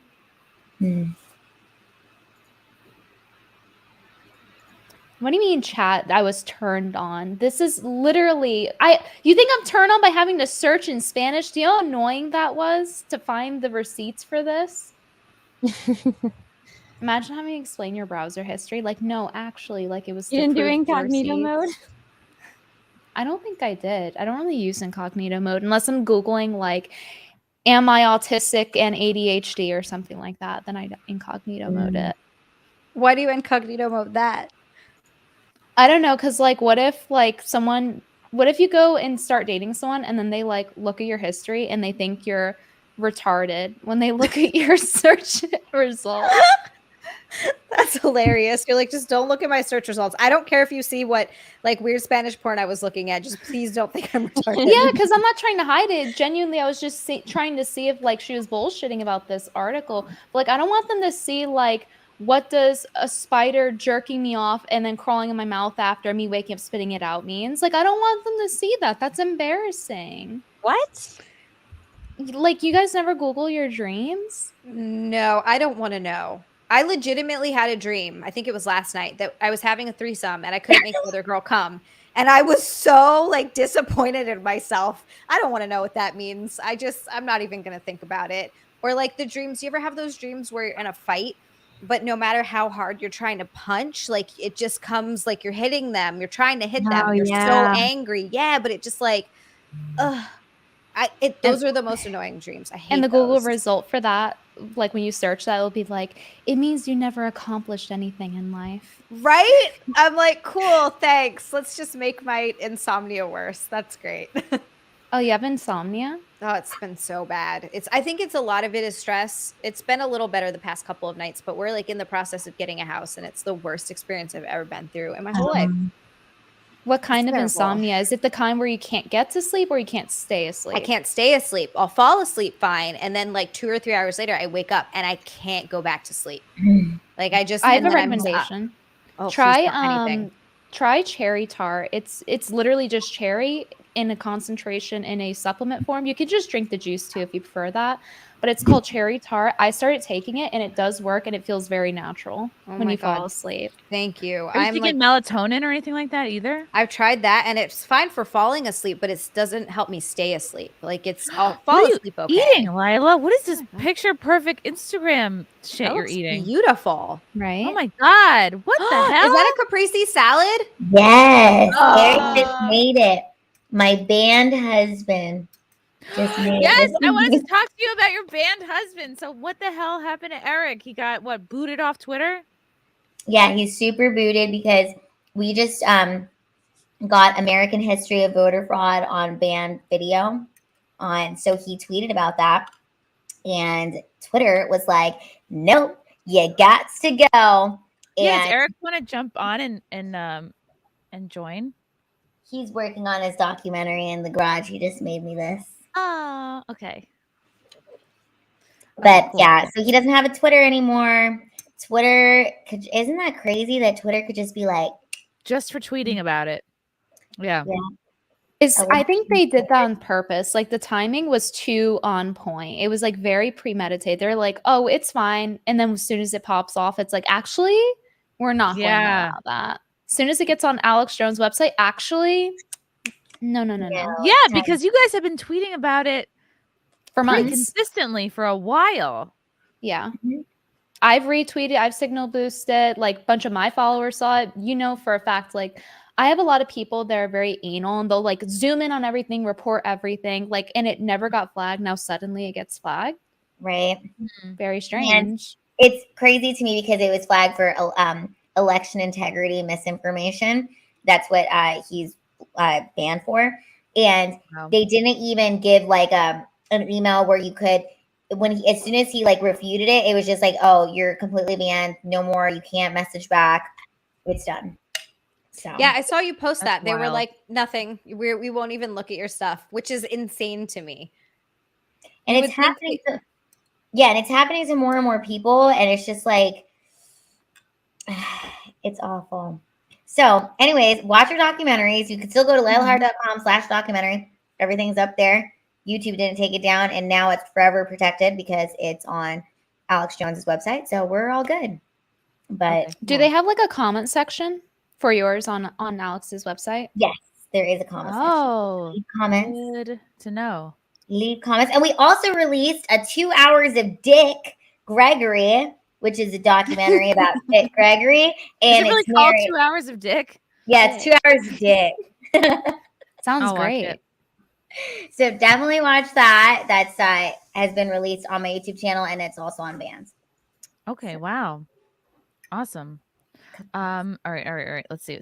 From Russell Hall, if Brittany explains her spider dream, the chat will analyze it, but we need details. For example, when you say the spider jerked you off, balls or no balls. Okay, I was joking about that, but I actually did have a really horrible nightmare, and it's one of top 3 worst nightmares I've ever had because I remembered it, and I never had a dream so bad where I wake up and like physically do something. That dream is what happened was I was at my old house, and there was some guy tutoring me. I don't know who it was, some random guy. And then we were like chilling on the couch, and I'm laying down, and I see a spider come in from the roof, and it's a very high ceiling. My old house, Connecticut. And spider comes crawling down this little string of web on my near my feet near him, and then it lands on me. I'm like, "You're gonna get it, right? You're gonna kill it, right?" And he's like just laughing at me. I'm like, "I can't move." So in the dream, like I can't move, and the spider's just slowly crawling up me until it finally gets to my mouth, and it goes in my mouth, and then I wake up like like that, like I wake up That's trying to spit the spider out. terrifying. Yeah, It's so scary. Ooh. I had not a similar dream, but you just reminded me kind of similar actually, but I don't know if it was a dream. I'm still super tripped out by it because I don't ever remember waking up. That's the crazy part. I Ooh. was up in like upstate New York. Nick and I were just taking a trip. This was like last year or the year before last. And we were staying in this one motel like near Saratoga Springs. And I was awake as far as I know, and I was watching this giant spider like walk on the ceiling above me, and then it started to drop down on me, but it was like the size of my hand, and I was freaking out, and I went to go cover my face with it, and then it just disappeared. It like disappeared almost in a puff of smoke, and I don't remember waking up at any point. My heart was beating fast, and I was like this because I thought it was going to drop on me, but then it was just gone. So I don't know if I was sleeping or if I was awake sleeping. I still don't know what happened. I'm so tripped out. Leanne weighed in on this. Oh yeah, throwback to when Leanne dropped the bomb on us randomly that she can see dead people. Remember that? Anyway, anyway, to glaze over that, she had explained that those like, because for me, when I've been awake, like I woke up out of my sleep, I see like spider things. It's not quite a spider. It's more like a scribble. It's a black scribble, and she said that she sees that too, and it's something like interdimensional paranormal. Oh, so maybe that's it's one of terrifying. those. Oh my god! Because she said she sees them too. So spiders in your dream. This is at dreammoods.com. I also have 2 dream books in my bookshelf. Okay, hold on. Tina's writing me back. I don't understand what she's saying. I'm not sure what that means. Okay. Spider. To see a spider in your dream indicates that you are feeling like an outsider in some situation, or perhaps you want to keep your distance and stay away from an alluring and tempting situation. The spider is symbolic of feminine power or of an overbearing mother figure in your life. Alternatively, a spider refers to a powerful force protecting you against your self-destructive behavior. If you kill a spider in your dream, then it symbolizes misfortune or bad luck. To see a dead spider in your dream implies that you have overcome some strong feminine temptation. What is that, lesbians? Well, she did say she had a dream about that recently too. So maybe there is a connection there. Maybe there is. Okay, was it a multicolored or rainbow spider? No, it was like a shadow spider. Okay. To see a spider spinning a web in your dream signifies that you'll be rewarded for your hard work. You'll be promoted in your job or recognized for your achievement or a difficult task. Spiders are also a symbol of creativity due to the intricate webs they spin. On a negative note, spiders may indicate a feeling of being entangled or trapped in a sticky or clingy relationship. It represents some ensnaring and controlling force. You feel that someone or some situation is sucking the life out of you. Alternatively, if a spider is spinning a web in your dream, then it could be a metaphor for the World Wide Web. Okay, that's how I know this was written. That's a bit much there. 1995. Wow. Oh my God, the World Wide Web. Oh boy. Oh, I kind of lost respect for this. To see a spider climbing up your wall means your dreams will soon be realized. Oh, to dream a spider is coming down on you from the ceiling. That's it. Indicates that you are unable to escape from some relationship. If you dream of baby spiders, then they symbolize a new or recent relationship. I wonder if that's about a show that you're doing. Oh. Yep. Maybe. And you Oh my feel like goodness. a sense of obligation to keep doing something creatively. Yep. I could easily see that. Yep. Wow. I didn't even think about that. Look and this is what I get for not looking up my dreams. I could have had this decoded like such a long time ago. Wow. I didn't want to know. To see spider eggs in a web suggests you're not fully able to acknowledge your potential. That makes sense.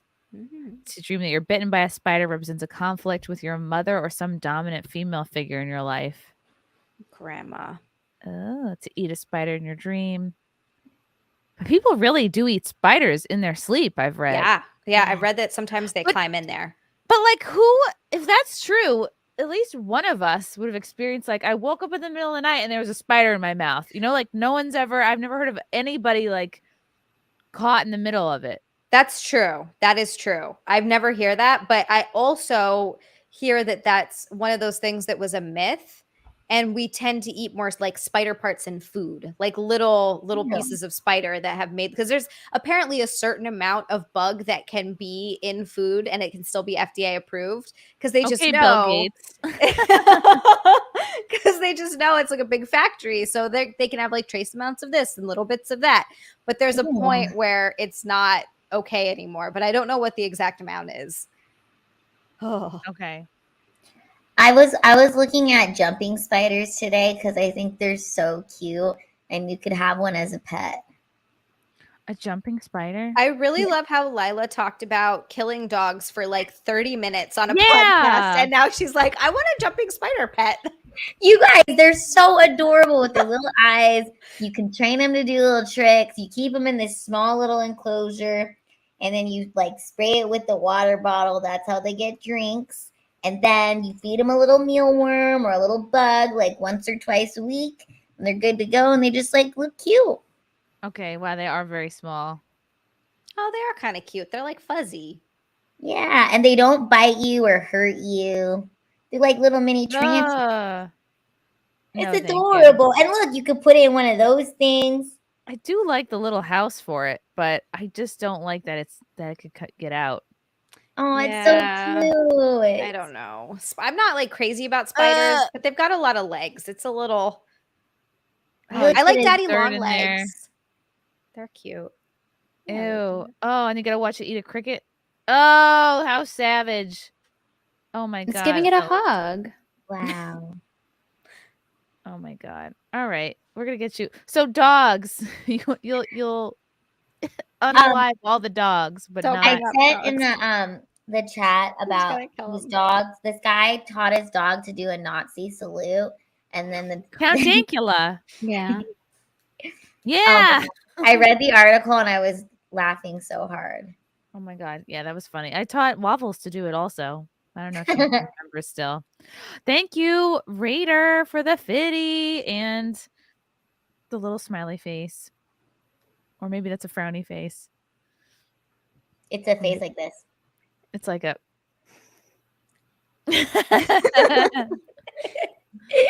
it's like Yeah, I just learned about Dankula in 2022. That is true.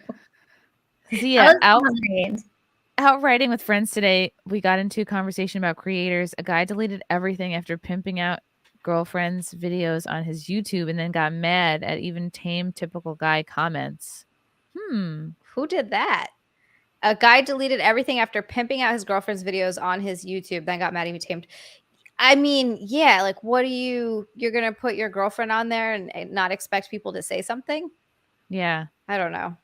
That's psychotic. That's super weird. I don't know why you would get upset about that. That's really dumb. That's like telling a girl you're okay with her being a creator in any capacity. It doesn't even have to be porn or anything like that. Being okay with them being a creator and then getting upset at the attention that they get. Yeah. Like, you can't. Maybe he was starting to like really realize like how people see her and it like was just hitting him. He's like, oh no, everyone wants to fuck my girlfriend. You're like, yeah, dude. Yeah. Welcome to the World Wide Web. Nvidia, FMK, cats, dogs, jumping spiders. Oh. Okay, marry dogs, and I would fuck cats. And I would kill jumping spiders. Marry cats, kill dogs. No, sorry. Marry cats. Marry cats, fuck dogs, kill jumping spiders. No. Sorry, I messed that up. You don't know what you just did. Now chat's just gonna say why girls fuck dogs for the next 90 minutes. I messed it up. Why did I do that? I would kill the dog. I'll marry that. And I will fuck the jumping spider because it has all those legs. I bet it could do things. That would be nice. No. It's too little. You wouldn't feel anything. You'd just be like a tickle. You'd feel a little tickle. Oh no. Oh no. From Russell Hall, jumping spiders are smartest, velvet spiders cutest. Well, I don't know anything about spiders. Velvet spider.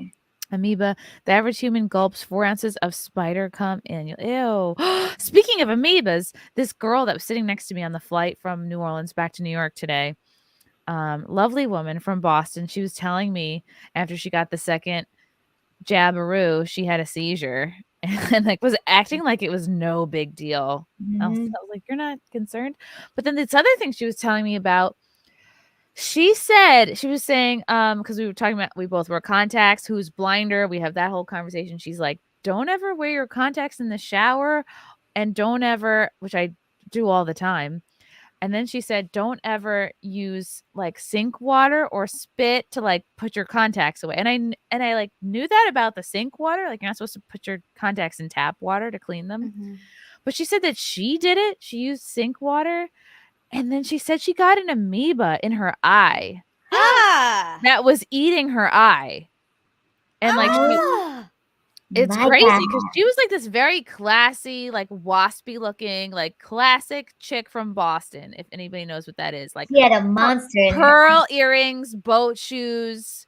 You know what I mean? She had a Ukraine pin. She had like a zippy, like Irish sweater. Like she like you could tell she like came from She had money. money. Yeah, and the fact that this girl had an amoeba in her eye, eating her eye, and she went to like. She did like experimental surgery. Like she said that I had to go in every week and they had to scrape my eye to keep the amoebas from like reproducing.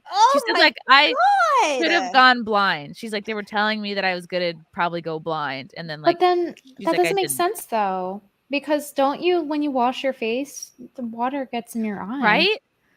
Yeah. Why are you cleaning your eyes for that? I guess she had a dirty Boston sink or something. And yeah. Also, sorry, I just like when you get something in your eye, don't you flush your eye out with water? Like I've done that so many times.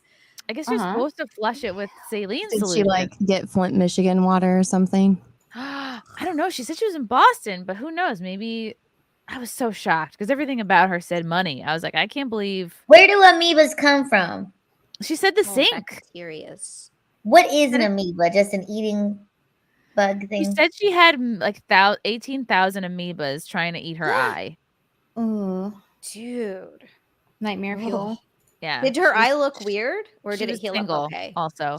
No, her eye looked fine. Her eye looked completely fine. And she said they put her in a study, like in the hospital, because it's so rare what happened. And they did such a good job with her that like she's kind of famous. She could have had one of those little glazed donut eyeballs. She got so lucky.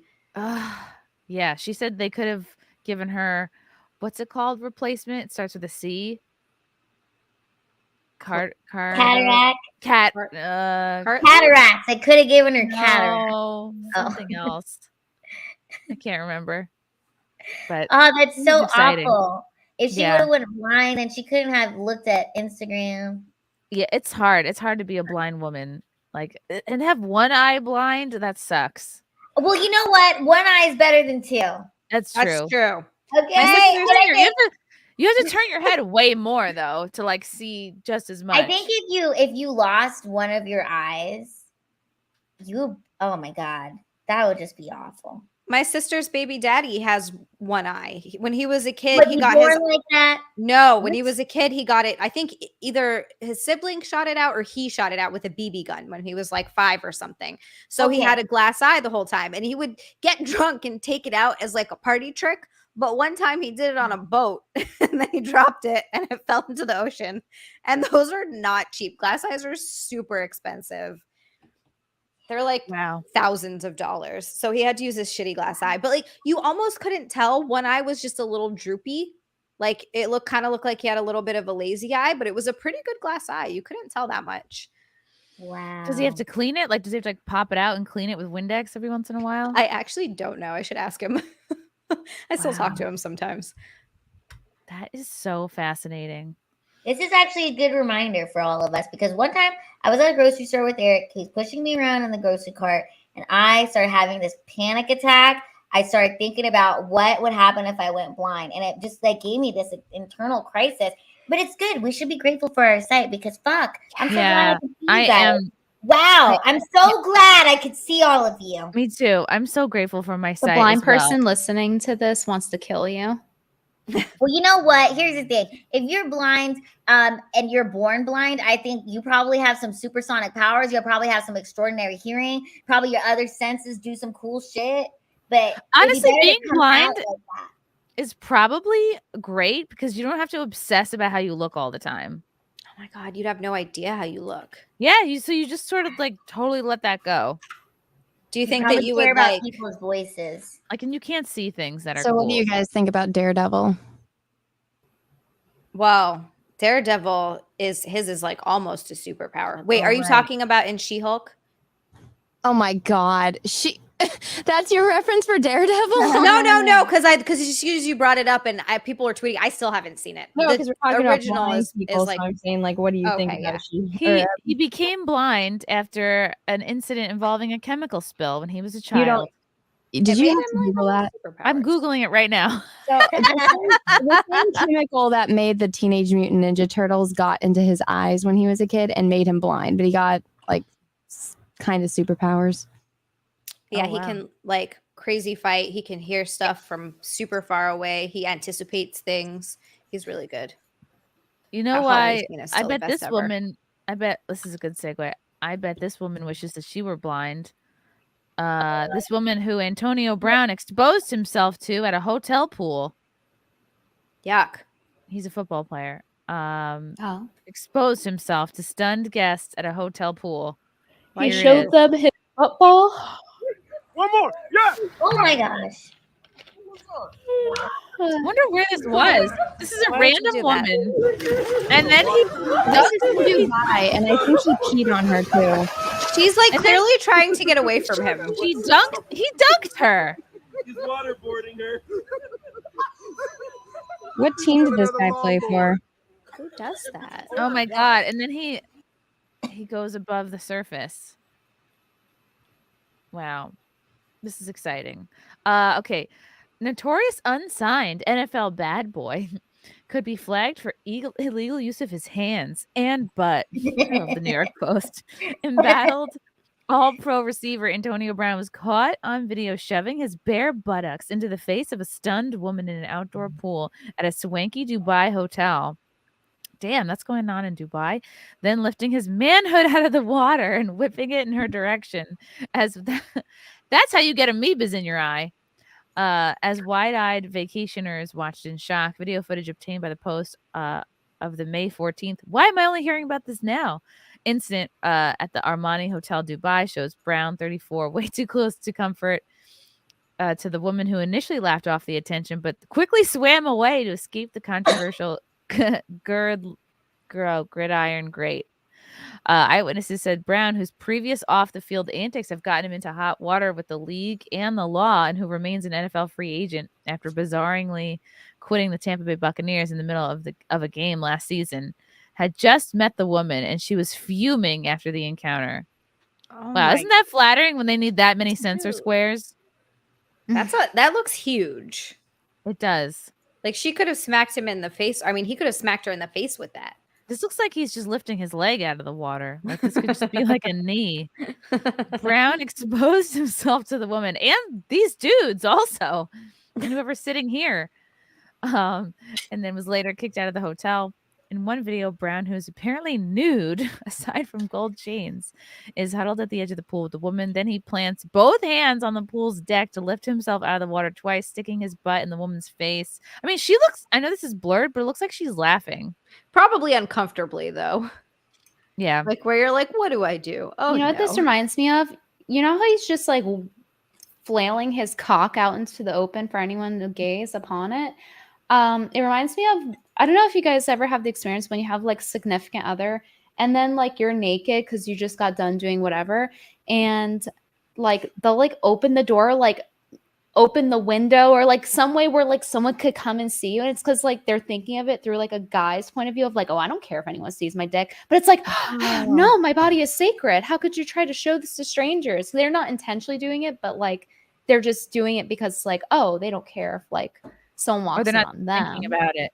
Yeah. Yeah, it's a pet peeve of mine. I hate that. Like, no, Yeah, close don't the fucking door. Don't expose me. Huh. She quickly swam away. In the second video, Brown appears to startle the woman when he tries to tie a headscarf around her head. What? She's able to snap off the scarf, which witnesses said he snatched from another swimmer. Brown then lifts the woman up and tosses her head first into the water like he was spiking a football. The woman rises out of the water, wiping her eyes, and swims to the other side of the pool away from Brown. One man quips, he's waterboarding her, while another sarcastically responds, he's giving her the longboard. This sounds just good, clean fun to me. But in Dubai, that's ballsy. No pun intended. Leaning along the edge of the pool's interior, Brown then grabs his penis, briefly yanks it out of the water in the direction of the woman, causing another man sitting and observing the pool to scream, oh my God.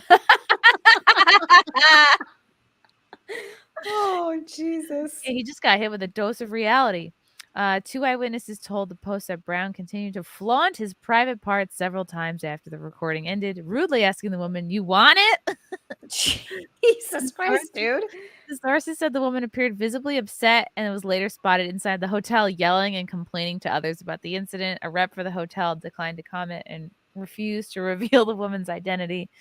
He was asked to leave the hotel shortly after the incident. This is in Dubai? Yeah. Isn't it like illegal to even do PDA there or you get arrested? I heard this on a TikTok. Is this considered PDA? I guess so. Or maybe PDA for him. Right. The complaints include Brown allegedly snubbing UAE dress code costumes by flaunting his bare chest to guests in the hotel and smoking what they believe smelled like marijuana in his room. How would they know? Which How could did they violate know? the country's law. Now he's an aspiring rap artist. He was there to see Floyd Mayweather Jr. fight in an exhibition. All right, so he's all over the place. Okay. These are the people that go to other countries without looking into what the rules are there. You can get into so much trouble. Some countries will straight up fucking kill you for having weed and like go to jail. And then it's this big, here it's this outcry for what's her name, Brittany, whatever, who's in jail in Russia. But it's like, dude, I don't feel bad. Why would you it's not like she didn't do anything wrong. You can't bring drugs to other countries. It's not okay in so many other countries. It's gnarly. Like, when so asked dumb. if he condoned stripping in the pool and exposing himself, Brown texted a reporter on Saturday, what you got to do, pussy, you white boys dead already. So that gives you a sense of the caliber person this is. Yeah, I think whatever jam he gets himself in, he can probably just pay his way out of it and doesn't care. This is kind of funny though. It's hilarious. It's ridiculous.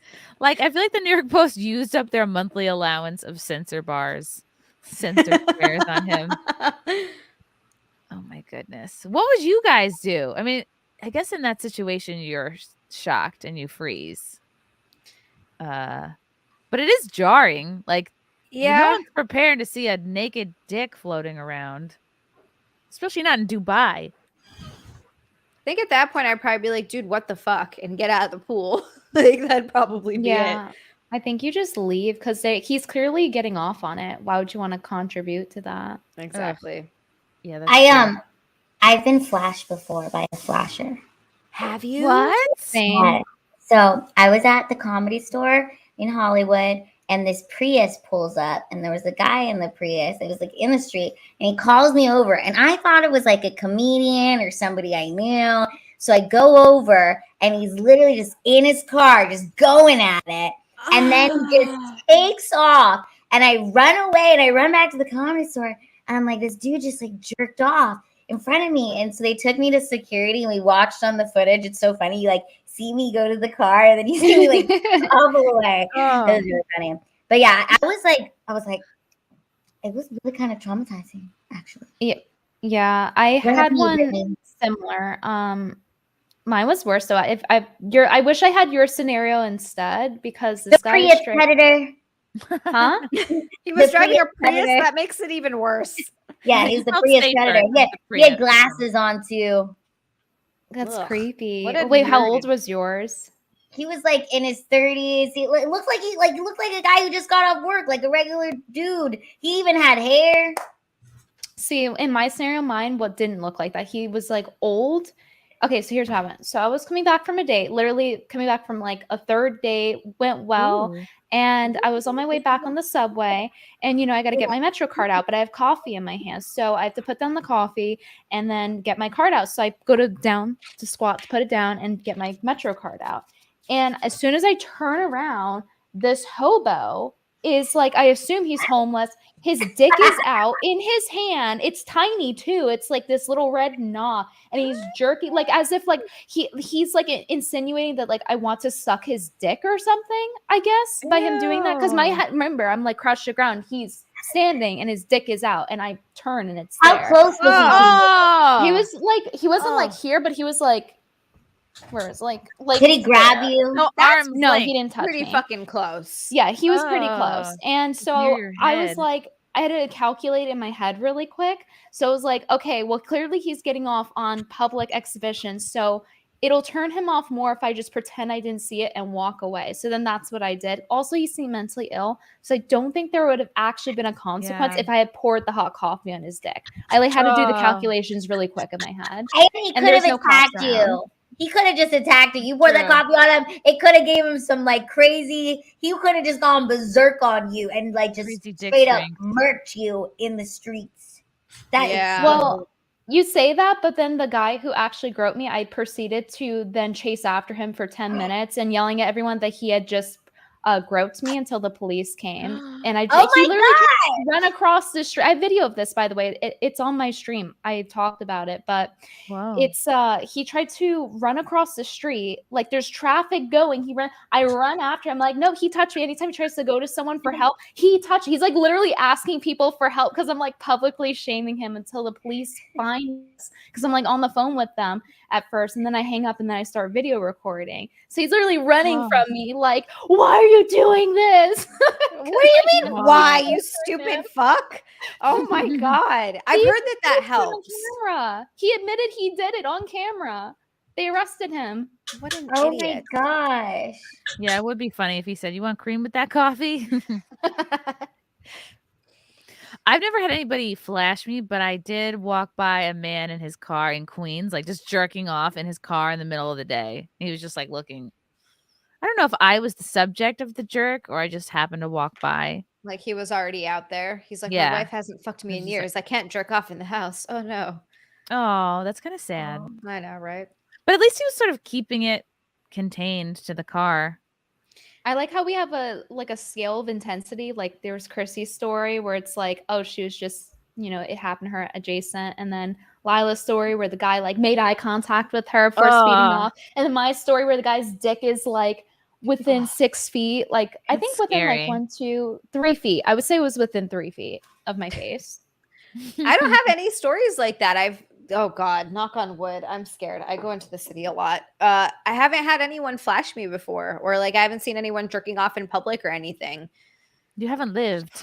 Just Apparently don't not. bend down to get your Metro card, whatever you do. Ugh. That sounds so bad. Just a dick right in the face. And it I was did ugly see- too. Like that's the worst part. And I just got off of a date, right? So it's like like Yeah, it ruined your date. definitely killed the vibe. Okay. No, I feel like somebody lagged. Maybe I lagged. I saw the lag too. I don't did know too. whose end it was. Okay. From John Thomas. There isn't an equivalent of the Tonight Show with Johnny Carson now. I guess not. No. There's no show that's kind of like the end all be all for comedians to get on. Rogan. That's it. You're right. That's the one. Wow. And it's way longer. And it's all couch. It's like all... Forest Mommy. What's up, Forest Mommy? Thank you for introducing me to Lila. Had Eric on my show today. Such good people. My producer found me through you as well. You're a blessing. Oh, Forest He Mommy. had so much fun. I love the promo video you guys did at the beginning. So funny. Didn't you perform tonight, Lila? Yes, I performed. It was super fun. There's this club called TK's Comedy Club. We were there a couple weekends ago with Kumia and Gavin and Josh Denny. But this club is awesome. It's run by these comedians, TK and Kara. They're a couple. They bought this comedy club like 8 months ago, and it's just so awesome. You have to come check it out. And Chrissy, you have to come perform and headline a show here. Ooh. Get back to Dallas. Yeah. So this was so a picture. fun. This was from the Compound Censored show in Dallas. Yes. They have like a speakeasy downstairs too. So it's like at the comedy club, restaurant, and this like speakeasy downstairs is so awesome. Ooh. Yeah, we're gonna do some fun stuff there. That's awesome. That's really cool. And I want to show this other really funny picture of you with Gavin McGinnis. He's so funny and like so misunderstood. People like to, I don't know, shit on him. They were hilarious. Proud Boys so thing, but like there's more to him than just, isn't that fun? I was like, wait, what's happening? Lila looks huge. Yeah. I'm the tall one. Oh my God. This is so funny to me. And he's making such an unnecessarily weird face. Uh-oh, Eric, watch out. Mr. Steal Your Girl. It looks creepily realistic the way he's doing that. Like, where are his legs? Yeah, like it's tripping me out because I know I've met him in person. I'm like, that's not him, but it's him. Mm-hmm. It's an optical illusion. Yeah, exactly. This is the best one. Look at his dumb face. It was so funny. Oh my God. I can't with him. That's fun. From Mark Sparkman, break up via coffee order. Me. This one is for my girlfriend, her. My name isn't Ashley. Me. Hint taken. Okay, bye. All right. More like bye. Bye. Better that than over Skype. Mike is contentious for 10. It smells like low tide in here. Yeah, waft it up. Yeah. Smell it. Smell it. Love it. Mandy Summers for 5. Love you, beautiful ladies. Aww. Catching up on some work, but listening in. Have a great show. Oh, we love you, Mandy. I think you have to come back on soon. I don't know. I'm not gonna lie. Sometimes you guys be talking and I forget I'm on here, and I'm just like listening to it like it's a podcast. I think that's what Anna's doing right now. Is. It's all right. She's here in spirit. Hunter Steve, it's Chrissy is the Taylor of SimpCast. She's so cute as a button. Okay, she pulls the various threads together and has everyone in stitches. This is so corny and cute. Thank you, I loved Hunter. it. You're a seamstress. Thank you, Hunter. Matthew Phillips. I looked up Jamil after watching The Good Place season 1, but kept finding interviews talking about her mental illnesses. This might in part explain why she's really obsessed on Twitter. Good point. I liked her in The Good Place and I liked her on Misery Index, but I don't know. I'm not one of those people that starts to follow I have to really be obsessed with someone to follow them. So I didn't know what she was doing and what she was tweeting. And then you find out about some stuff later and you're just like, oh God. Oh my gosh. That's crazy. Did you guys perchance watch Married with Children as children? Yes. No. Okay. What is that? No. Oh, right. Because Love and marriage. You are still young. It was a really great show. It was like, I don't know. I watched it with my dad all the time. And there was a woman who played Marcy, which I feel like was the first kind of like mainstream Karen type character. Yes. And Marcy was always like a stick in the mud. She was always like a wet blanket. I don't know. Her poor husband. Yeah. Was miserable. Her character was like cunty and like kind of a lesbian. So now, Married with Children star, this is her. This is Marcy. She is admitting it was a very misogynist show. And this is like basically her character would have also said this. She is her character. And that's what she looks like now. So the same. And look at that. Peep the rainbow necklace. Okay. Amanda Bierce, right, who recently made a comeback to Hollywood, which is why she's saying this about Married with Children. She's calling it a misogynist show. She played Marcy Rhodes Darcy on Married with Children. She said she understands why the show would be a victim of cancel culture. What would they cancel at this point? The freaking reruns? Yeah, I was going to say what? It's like it already happened. It's too late, Marcy. It was a very misogynist show. The actress told Page Six in a recent interview, to me, there were some episodes and storylines that I really wasn't a fan of. There is a bit of cancel culture around it, which to me is not appropriate. It's not your job to like, you're an actress. Like you're a bag of skin. Like you are, you're an actress, which means you're supposed to be molded to playing a role. That is your job. Your job is not to judge the entire show. Mm-hmm. Like you clearly did it. It's like you're having your cake and eating it too. It's like you did the show, you made all your money. Oh, and now you're just going to like turn around. Decades later, we wouldn't know who the fuck you are, Marcy, if it weren't for this show. But now you're just going to be like, oh, it was sexist. I don't know. I just feel like that's kind of lame.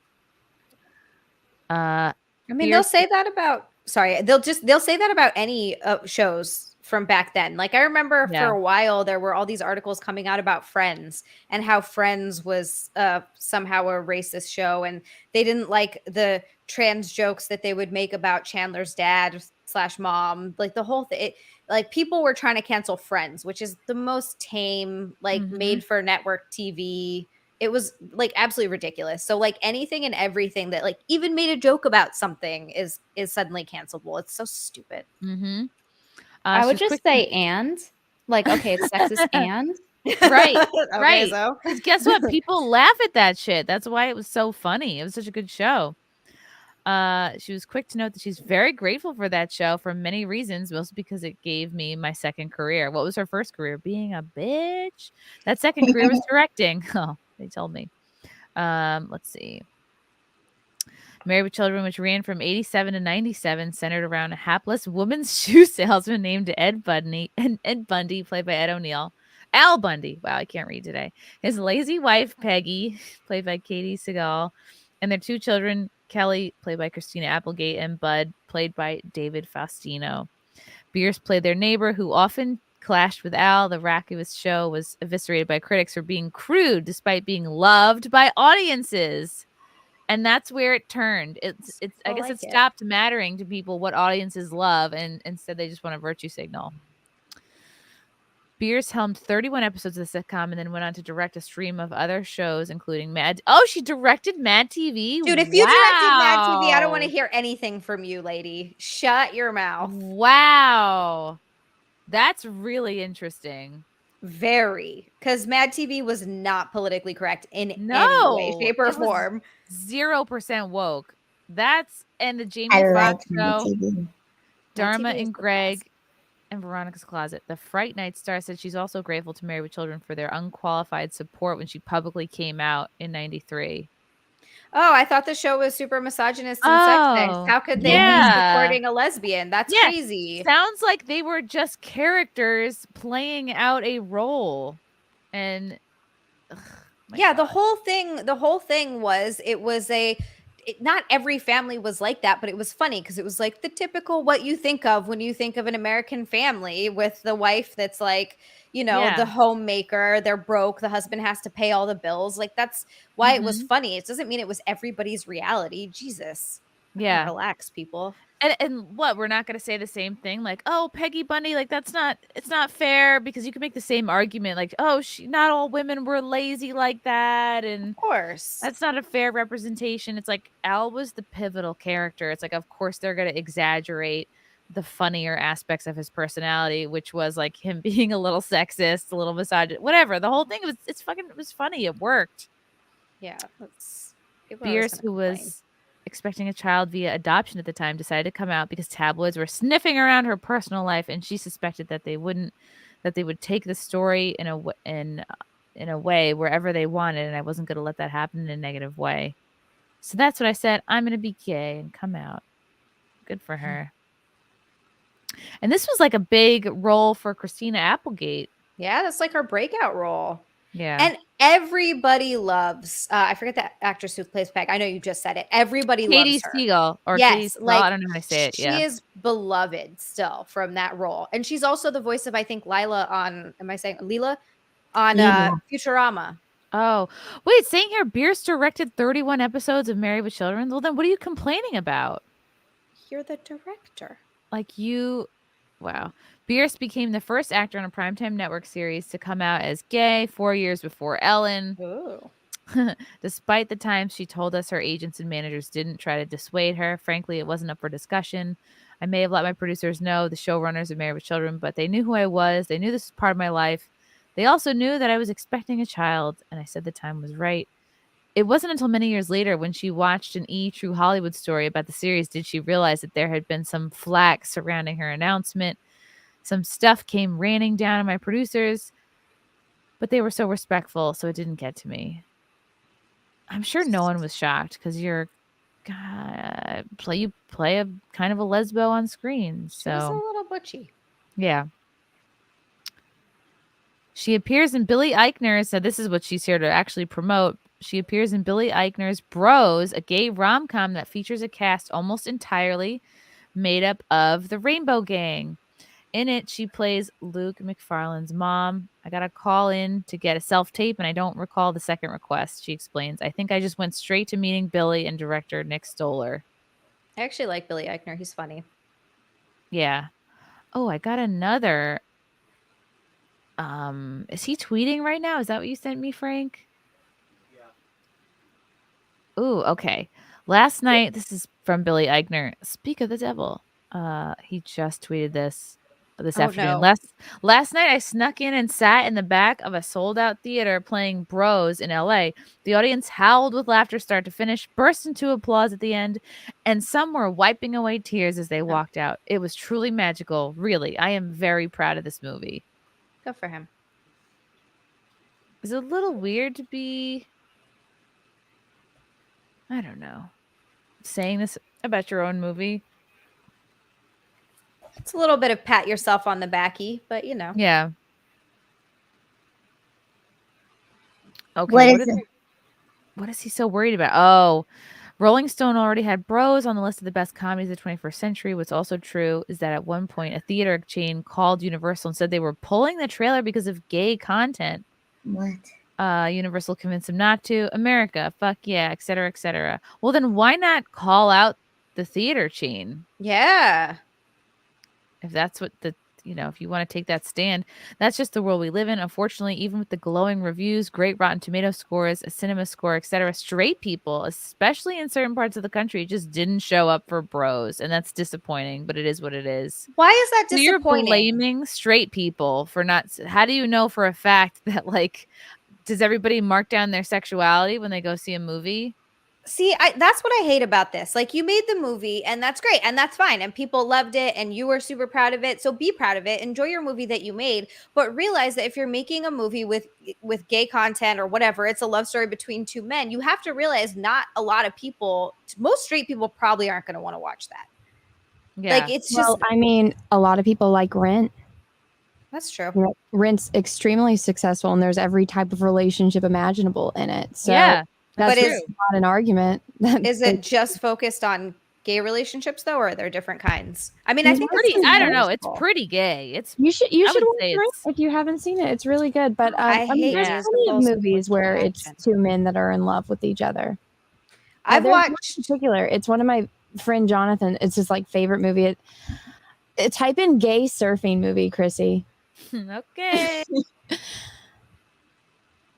Gay surfing movie. Shelter comes up.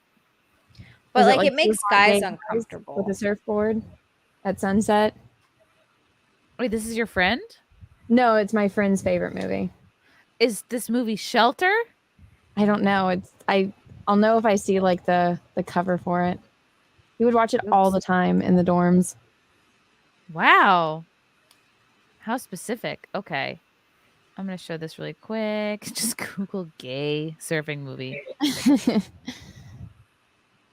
I don't know if that's it or not. When did it come out? 2007? That might be it. 07. Okay, I want to read the rest of this Billy Eichner rant. Everyone who isn't a homophobic weirdo should go see Bros tonight. You will have a blast. And it is special and uniquely powerful to see this particular story on a big screen, especially for queer folks who don't get this opportunity often. I love this movie so much. Go Bros. See, this is the same kind of virtue signaling that we heard from... God, I talked about this with Gothics the other day. Elizabeth Banks. Was it Elizabeth Banks? She was bad too. Okay. Something I talked about with Gothics was actually when Viola Davis was talking about this new Marvel movie that came out with all this like the strong black women. I forget the name of it, but I think it's Warrior Queen. She said something to the effect of like, yeah, like you better see this or else you hate black women, basically. And this is kind of what he's doing with the Rainbow Gang. Like you have to prove that you're a good person by seeing a movie. So we're now being guilted with like where we're spending our dollars and how we're choosing to spend our entertainment time. Ugh, I think it's so gross.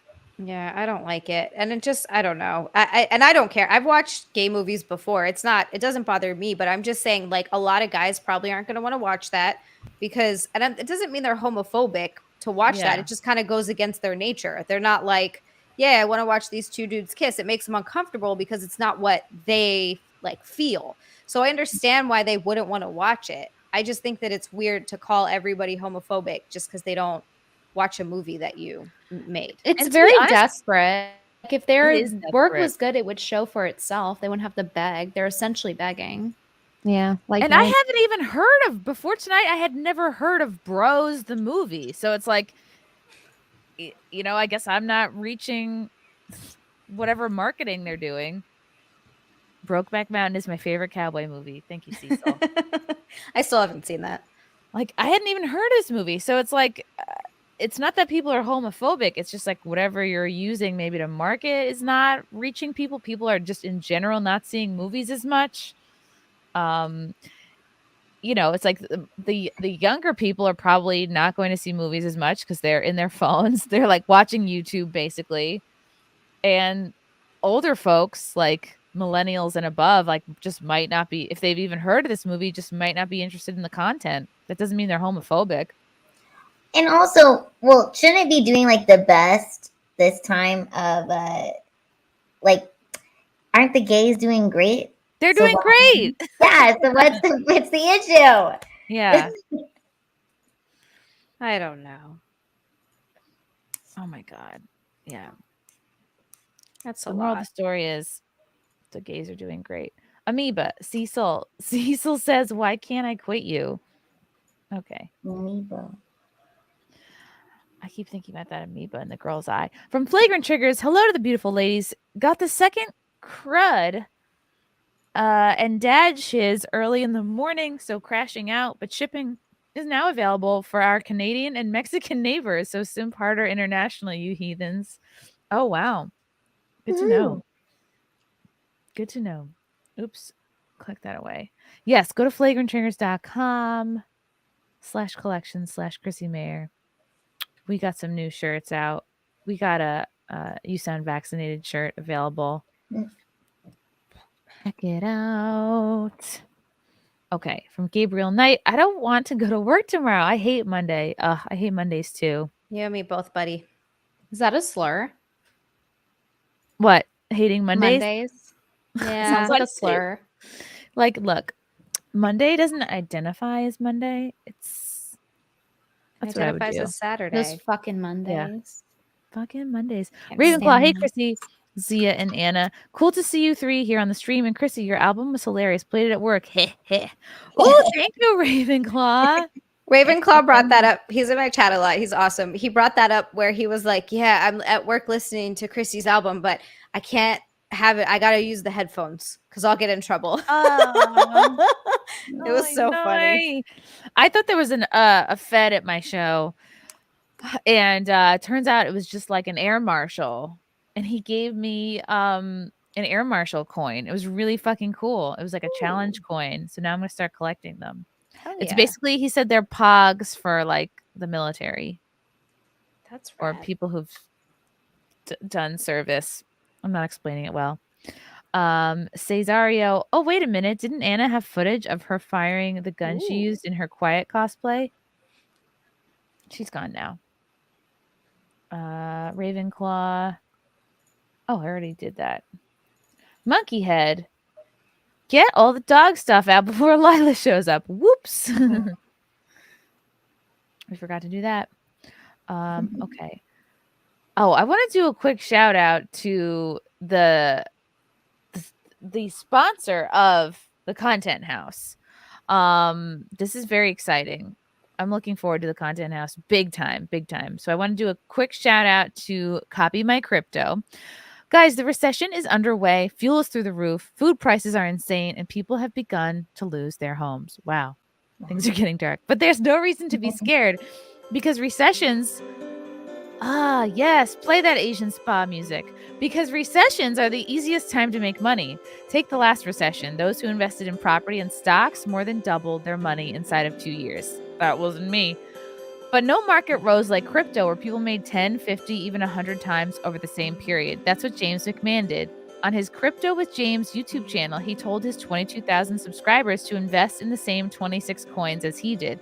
Had you put $100 into each, you'd have been in profit for more than 123 grand. Damn. Okay, that's a lot of money. Why didn't anyone tell me about this? His top pick of the year, a crypto called Phantom. Ooh. Went up a staggering 692 times. Remember, this is public knowledge. Go to YouTube and verify it for yourself. James will be sharing every coin he buys during this recession on his on his Copy My Crypto membership site. It's like having a big brother who knows what he's doing. You don't need to know a thing about crypto or how to invest. You simply just copy along. And you can get started today. It's that easy. Join the 2,800 members who copy James by going to copymycrypto.com/mayor. That's copymycrypto.com/MAYR. It's your call. You can thrive in this recession, or you can be another victim. Go to the site and read every word now. Ooh. Copy my crypto. Official sponsor of the 2022 Content House. Russell Hall. Anna, you asked for an interview with Shatner before when you were that Star Wars girl. You're that Star Trek girl now. It's completely different. Yeah. Just take off the mustache. You know, it's like the potato. I'll take off the glasses. Yeah. Or Clark Kent, I guess. Rip open the shirt. You got to rip it open. Okay, let's see. Oh, God. Which one do I want to talk about? These are all kind of funny. Okay, I think this is so fantastic. I forget which of you put this in the group chat. Okay, so this is something called the D-bag tax. New York women are charging men up to $3,000 for failed relationships and bad dates. God, this looks like my friend Wendy Starling, but it's not her. Wow, this is a real thing that's happening. Sarah was fed up. The New York City social worker. I mean, this is a problem right here. Okay.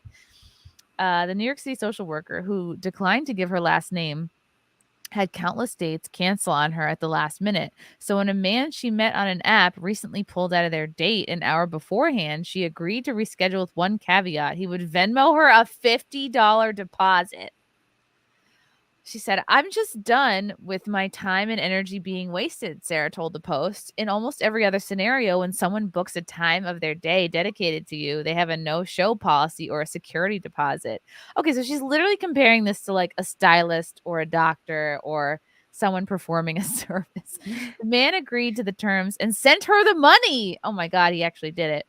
They met up for a drink on a Monday night. Ugh, that's a low priority night right there.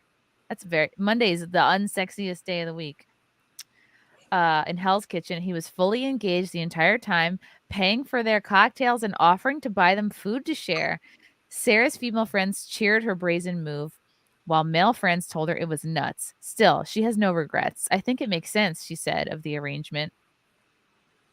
Okay, so here is, I guess, Sarah's screenshot of her texts saying, "Yeah, if I ever give you another shot, I'm going to need a security deposit or something. Sorry about that.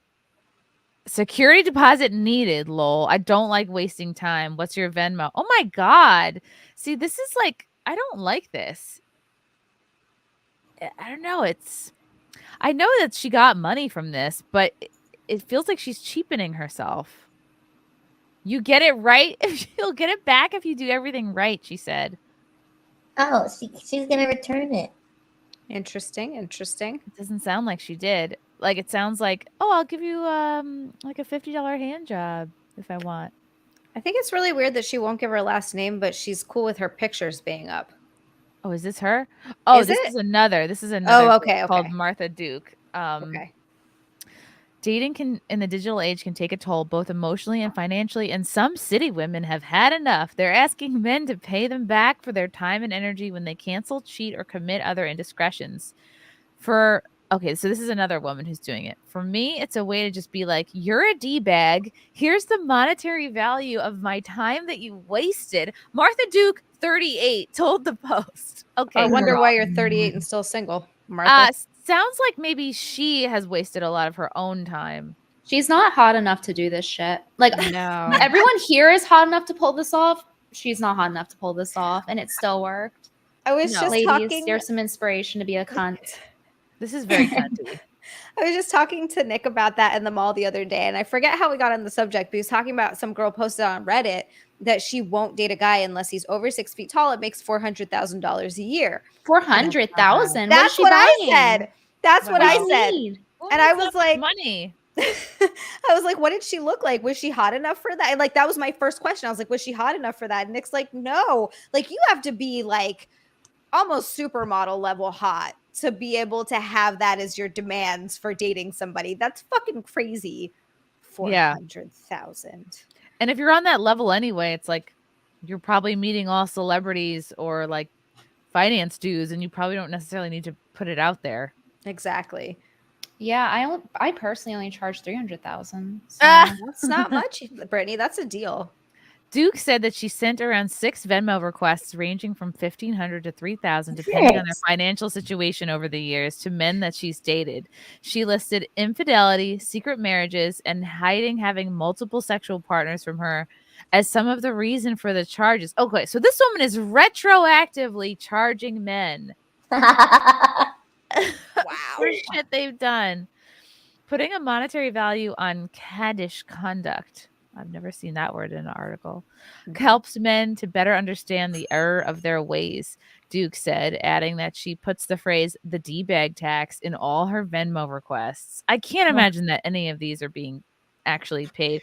How about she fucking Oh my leave me God, up? I'm fucking mortified to have the same necklace as this woman. Really? No. What necklace is it? Oh, God. Throw it out. It's I'm got to gonna go. die. I'm going to die. Hold the phone. No fucking way. No! Oh my God! I have the D-bag tax necklace. I really like this. This was a YOLO gift to myself at a fucking airport. God damn it. Well, I'm gonna burn it now. Oh God, hold on. I gotta put it back. I shouldn't have pointed that out. I have to pee again. I've had so much. All right. New York is the narcissist capital, Duke, who works as a personal assistant, said they're not going to understand what you did really hurt my feelings because they don't grasp feelings. They grasp money. This is toxic femininity to a T. This woman thinks she's protecting her heart by like acting like a man, and she's just fucking herself. Like this, everything she's saying, every quote in this article is coming off like a deeply unhappy woman. And I don't think this charging men for shit is doing anything to help her case. Like she is deeply lacking in love, and she's just going about it all the wrong way. And it's like, what about what you've done? You know, like what could a man charge you for all the nights that you like rolled over and didn't put out? Like, should it go both ways? I don't know. She's just Like, could a taking man the a bit too far? Could a man charge her for being overweight? Like, I don't know. She should stop taking my bit too far. She's making my bit unfunny. Men are walking ATM machines is my thing. Okay. Yeah. And she's ruining it. And you can pull it off, though, because you're hot. Duke says that the Venmo requests have been cathartic, and she submitted them to men who offended her in various ways. One man had promised to help her with rent, but that means she's asking someone to help her with rent, which is icky. I don't know. Like a wannabe escort. Yes, that's what it sounds like. Would you guys ever have the audacity to do like honestly, even asking for help for anything in general is like already hard enough. Like imagine going to someone you actually care about, like you actually care what they think, right? And you go and be like you just met them, like this isn't even long term. Can you pay my rent? Like the audacity, where did she get it from? It must have been on sale because she has a lot of it. Yeah. I don't understand where all this confidence comes from. Yeah. Okay, so one man had promised to help with her rent, but required a not too subtle reminder. Another but required a reminder. Ugh. So she's basically acting like an escort who like doesn't put out. Like she's like has pay pigs is what it sounds like. Another abandoned her on a weekend getaway in Atlantic City because he expected more of her. Oh, she's lame. You can't go on a weekend getaway with someone and not put out. Right. That's unless you expressly work that out in the beginning and you say like I'm waiting for marriage or whatever, or you're with someone with some values, but like it sounds like she didn't. And this is just kind of the dating world right now. That's crazy. A third dude ghosted her and resurfaced a month later, married to another woman. Yeah, dude, that's dating. Like you're going into it to try to find someone. This isn't like you're exchanging your time for money. That's a different situation. And look at this. Look at this picture of her her Venmo image. It doesn't look anything like her. Like a cute girl versus this is what she's really working with here. She looks like a bag lady. Like she would have a lot of bags. I'm so embarrassed of my necklace. This is her requesting $2,500. Douchebag tax. Bold. When I ran into him again years later, he's like, but my divorce finalizes tomorrow. Want to hang out? She recalled in disbelief. About half the time, the suitors have paid up. Duke has been surprised at the successes of her requests, but hypothesized that men, they would rather pay than deal with the emotional consequences. I don't buy this for 1 second. You're telling me that like this woman is not bringing this up multiple, you know what I mean? Like you're literally sending it that says a thing that says douchebag tax. Like that's you being emotional about it. I want to do that to my ex-boyfriend. You're a douchebag. Pay me money. Right? If you're dealing with narcissists, you're never going to get closure. She sounds like a narcissist. I would do what Zia just said, but mine is broke. Yeah, I know. It's a problem. But I can get the mental image of them receiving my Venmo request. So she's just doing it for spite. She probably doesn't expect them to pay. Maybe she wrote this article herself. But yeah, honestly, Lila, I think you're onto something. Because as Chrissy's reading this, I'm thinking to myself, they really dedicate a whole ass article to some random findom. Like this hasn't done before and happens every day.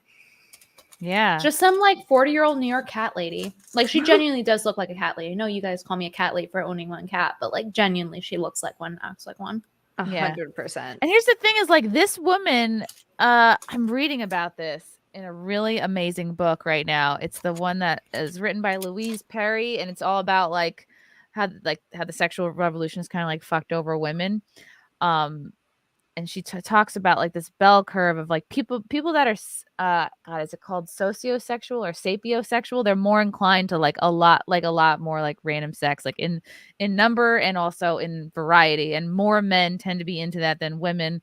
And she's talking all about this, and it's like, well, this woman should not be doing online dating. She's clearly doesn't want to put out right away. She clearly is not about it. She should be meeting guys at churches. She should be doing like meetup groups.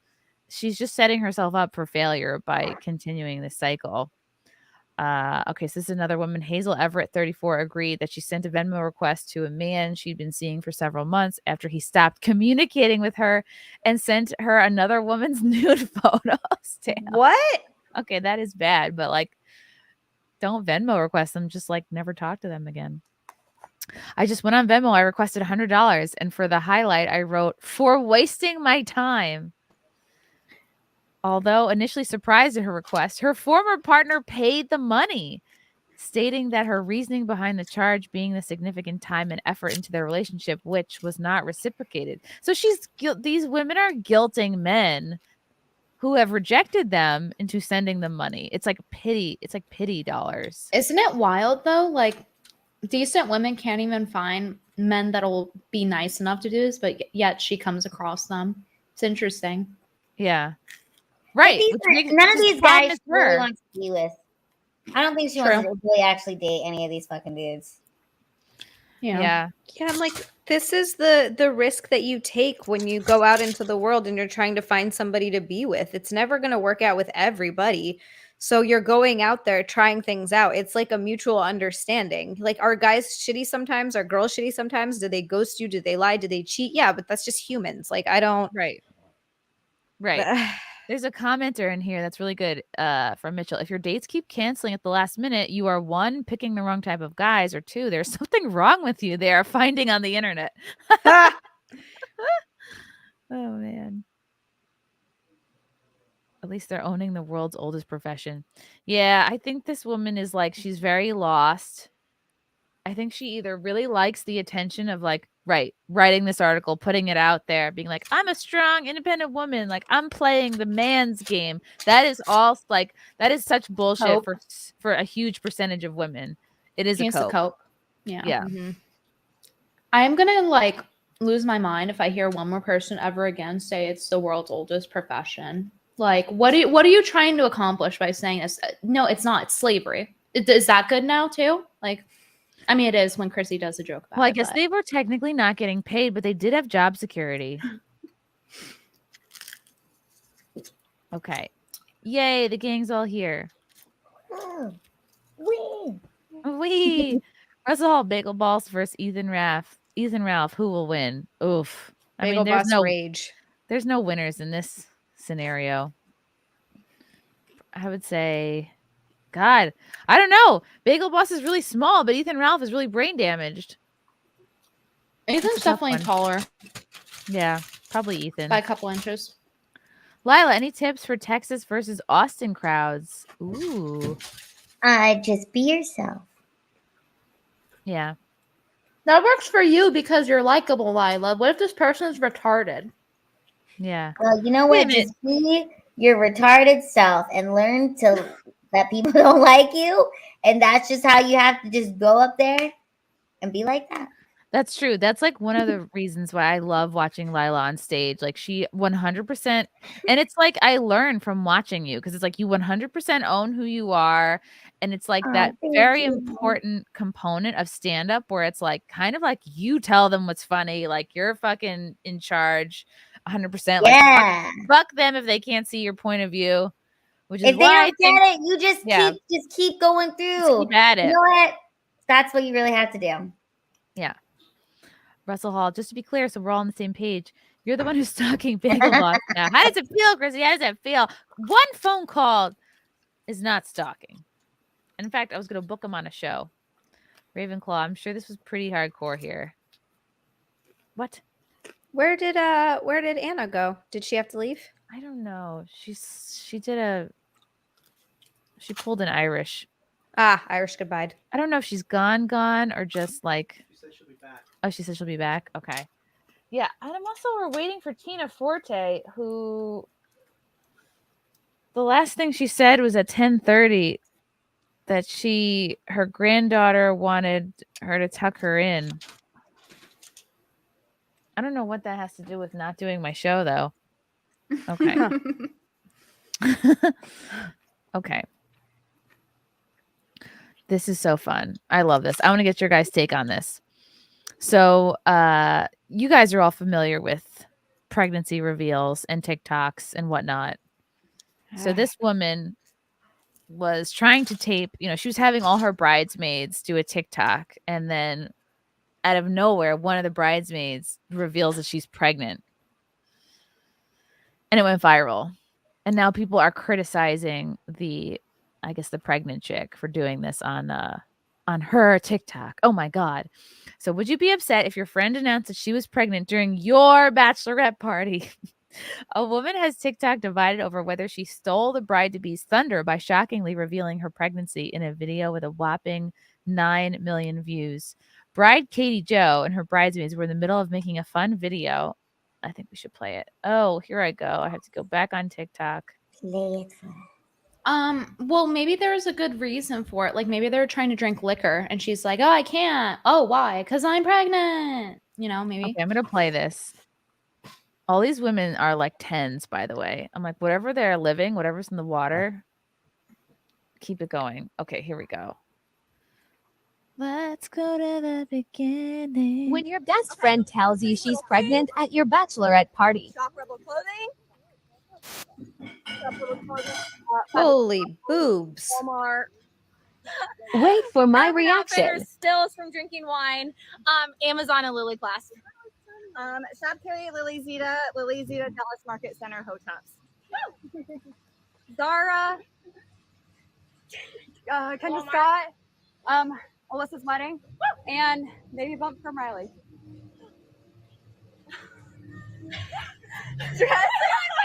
She didn't even like. She's like, I have to do me first. What? I'm too much pregnant. I love you, bestie. You're going to be the best mama. I didn't know you were drinking. I'm getting you a gift to be on Katie and Mark. When your best. Yay! So what do you think? Do you think she stole her thunder? I mean, she's a fucking cunt. She's a what did Pickle Boss call you? A cunning twat. Cunt? Was that what it was? A cunning twat. Conniving twat. Cunning.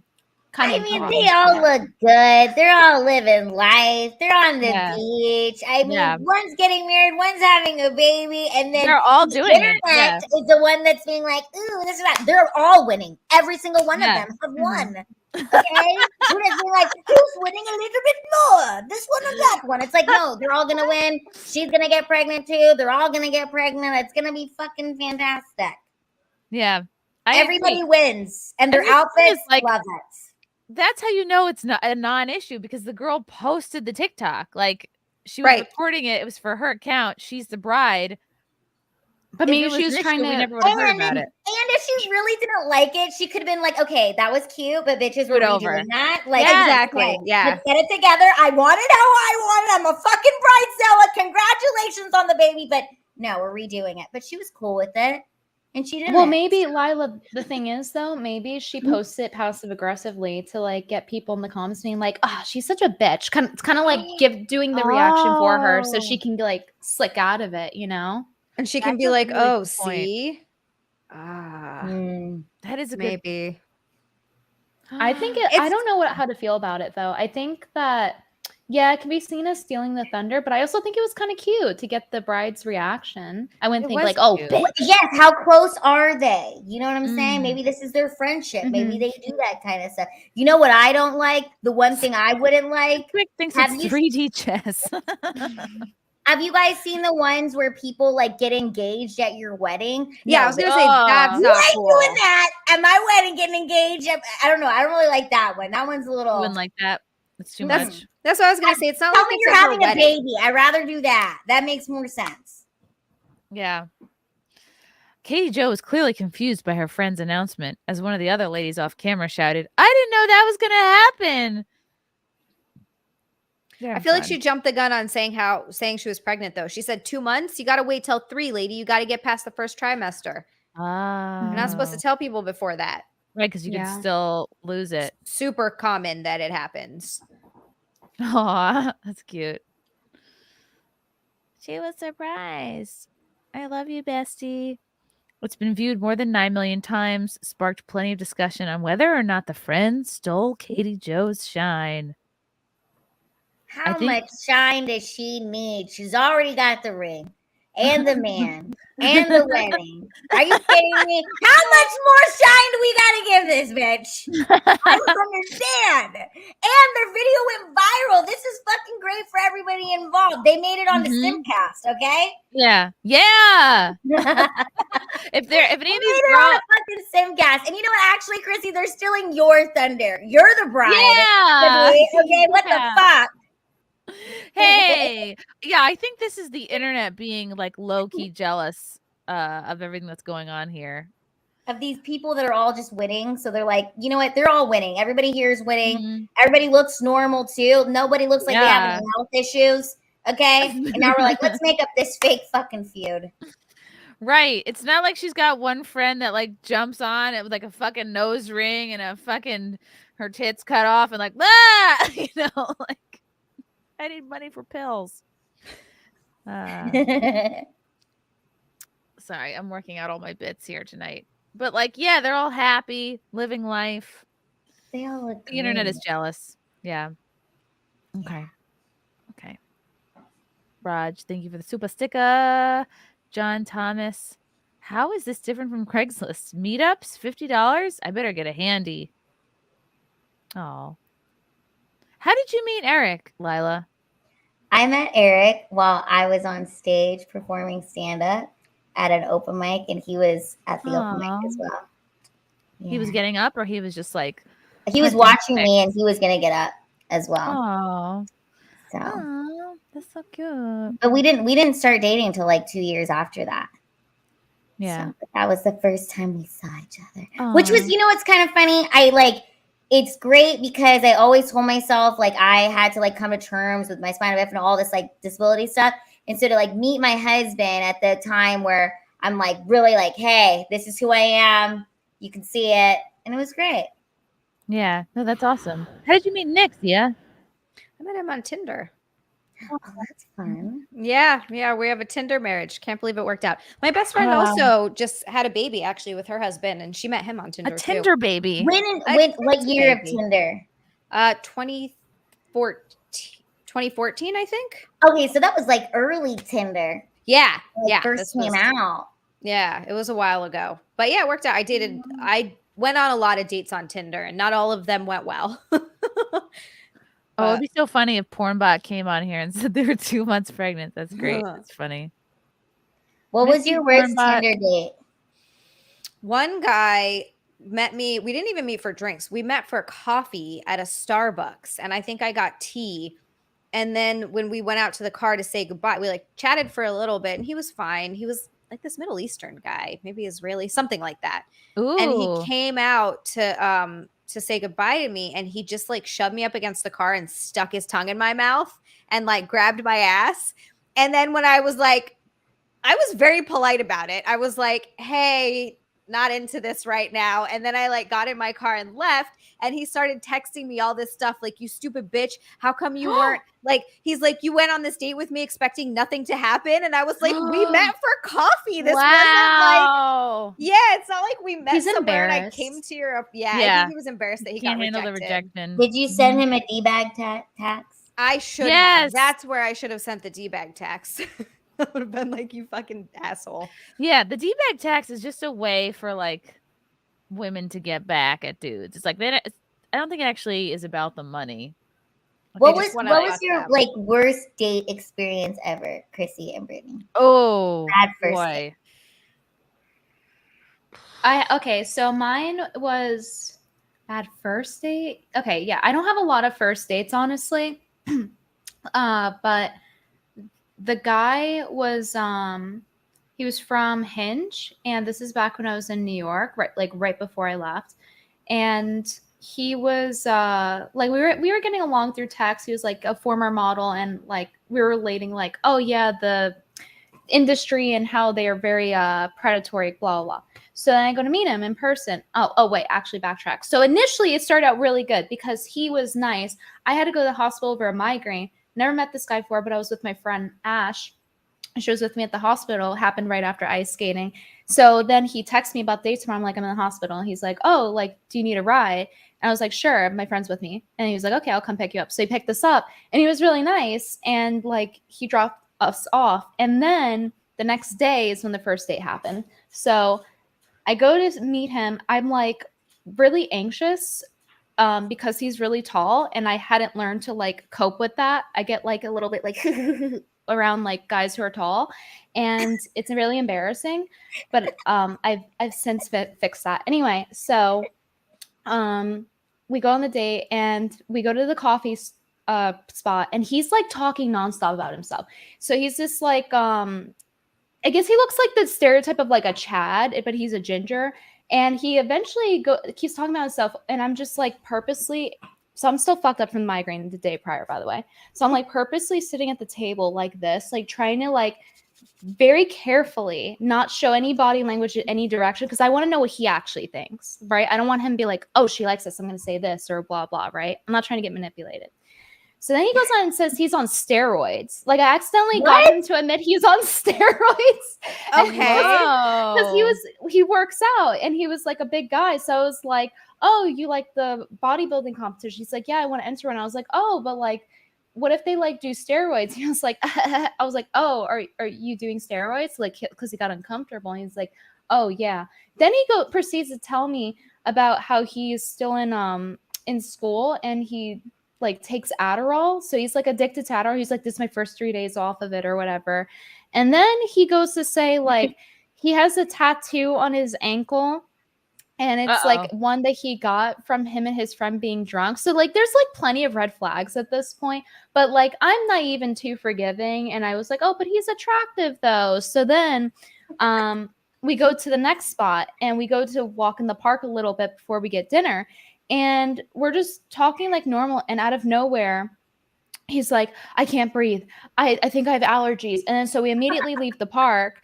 And he's literally having a full-blown panic attack. This man is having a full-blown panic attack, like on the floor, like and this is in Brooklyn, by the way. So he's like, we're going to the corner store. I got him some allergy meds, and he's like trying to calm down. And I'm trying to console him, but like not too much because like, yeah, maybe you should feel like a little embarrassed about what you're doing right now.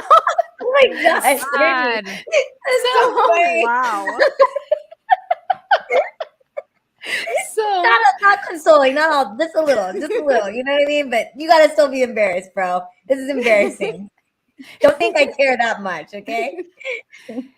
I'm like as nice as I should be, and I make sure he's okay. I'm like, oh, do you still want to go out to dinner? And he's like, okay. He's still like going through a dinner a little bit, but he eventually like calms down. And then after we leave, I never asked him. He must have been really hot. He was a former model, so like I said, he was like the stereotype. He wasn't particularly my type though. In particular, he was just like the stereotype. Like I'm not typically into gingers, not typically into guys with like his eye color, things like that. But I guess objectively, his eye color clear? No, it was like powder. It was like a dark. Like it wasn't like a pretty hazel where it's like ooh, it's like ooh, rainbow, but like it was like a dark hazel. It was like kind of like garbage. I don't know. Like no offense, people with brown eyes. It was full of amoebas. I think that a lot of people with brown eyes can be really beautiful and it can look really cool, but it's just like his eyes in particular weren't like that. They didn't impressive, stand out and I'm very into eye color. You know what? Because Brittany is an eye elitist. I mean, look at her eyes; they're gorgeous. So she can be an eye elitist. Okay. That's so shallow. Okay, first off, how am I shallow just for stating the facts? I'm telling you the truth, okay? I said that he looked the stereotype of what women find attractive. He was not personally my type, but he was objectively what people would call attractive. Anyway, so we are at the dinner and we end the dinner. He's walking me home. And I never asked him at this point yet, like, oh, hey, how do you feel about porn? Like, do you watch porn? Because you guys know it's a deal breaker for me, huge deal breaker. And I That's an asked opener. him because it's like, come on, like he had a full fucking blown panic attack. I get asked if he watches porn. Okay, so I go to ask him like, so like, how do you feel about porn? Like, do you watch porn? And then he's like, he gets nervous. He's like, and then he's like, well, like sometimes, you know, like trying to, and you're already like wishy-washy. yeah. And he's like, well, like, why do you view it this way? Blah blah blah. He seemed like kind of open to it, but kind of defensive at the same time. Like he's trying to not like push me to the side, but he's also kind of like, oh. And so I was like, well, to me, it feels kind of like if a guy were watching a girl change through her window and she's just like undressing or touching herself and you're just like in the bushes jerking off to it. It's like very creepy to me. It's very weird. So I explained it like that. And he's like, oh. So he walks me a door and then like, I feel awkward. Like I don't like kissing on first dates. So I gave him a hug and then I was like, okay, well, he was like, I'll see if I could stop watching porn. I'll let you know. And then he never texted me again. And I'm like, dude, you had a full-blown panic attack and you're like recovering. You walked him home. But how dare I not want a man who doesn't watch porn? Oh, wow. So nothing ever came. Oh, actually, there is a part 2 to this. So quickly, the part 2 is that I was complaining to my friends about. I was like, you know, what I just told you guys, that he had a panic attack, but like he's gonna get on me about the porn thing. So and like, you know, ghost me. So my friend was like, okay, you need to text him but like do it in a way where you're like leading into it, like you're being friendly. So I did. He's like, now hit him with the actually, I think it's funny how, and then just like, yeah, and then that's how it ended. So like make sure he saw it. Okay. Uh-oh. Oh, what happened? She just clicked herself out. Wow. Or maybe that's her dismount. It's hard. That to was her tell Irish sometimes. goodbye. She's like, "Okay, see ya." Yeah, she's like, and bye. All right. Well, shoot, I was really trying to think of like worst date, and I honestly, looking back, like I could tell you guys so many horrible stories, but now that I have like wisdom, I know that all of my bad first date stories were really just like I was meeting somebody to hook up, and like most of my regular dates, first dates were like fine, you know, but the times where it was like, oh, you're meeting somebody from like whatever app and you're like, so many of those ended so horribly. So it's like, now I look back and I'm like, okay, they all had that in common.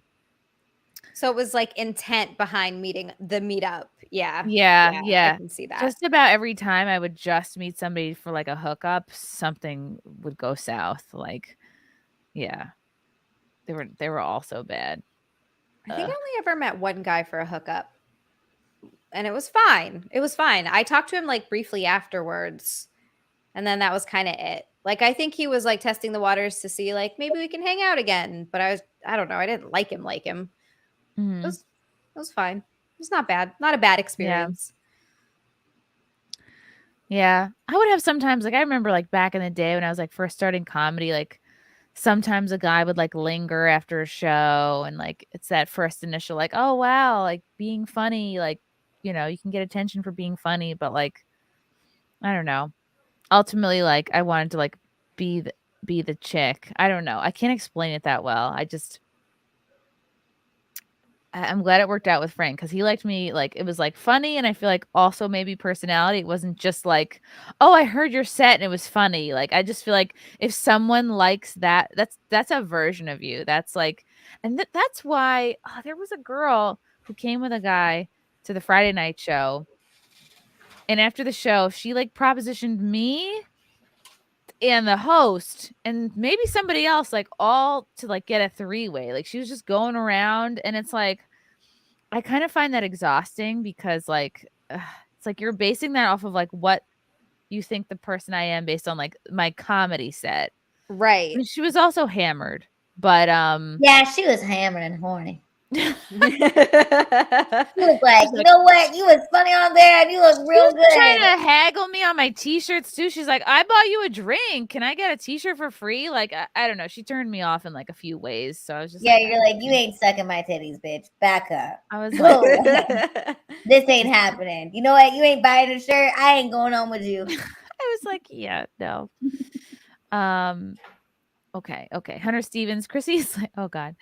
This is perfect timing for this. Chrissie is like a Disney princess, but more animated. Her beauty's Unsleeping. Oh. Voice clear as a bell, and she can crack you up like Cindy's slippers. Oh, like Cinderella? That's really cute.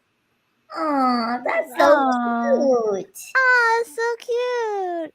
LL. Zia, also try melatonin with magnesium. I have been using it and it helps. The magnesium helps you stay asleep. This I agree with. Yeah. I have heard people bring up magnesium before. I need to look into that because It that's needs to something be that the right people type. suggested.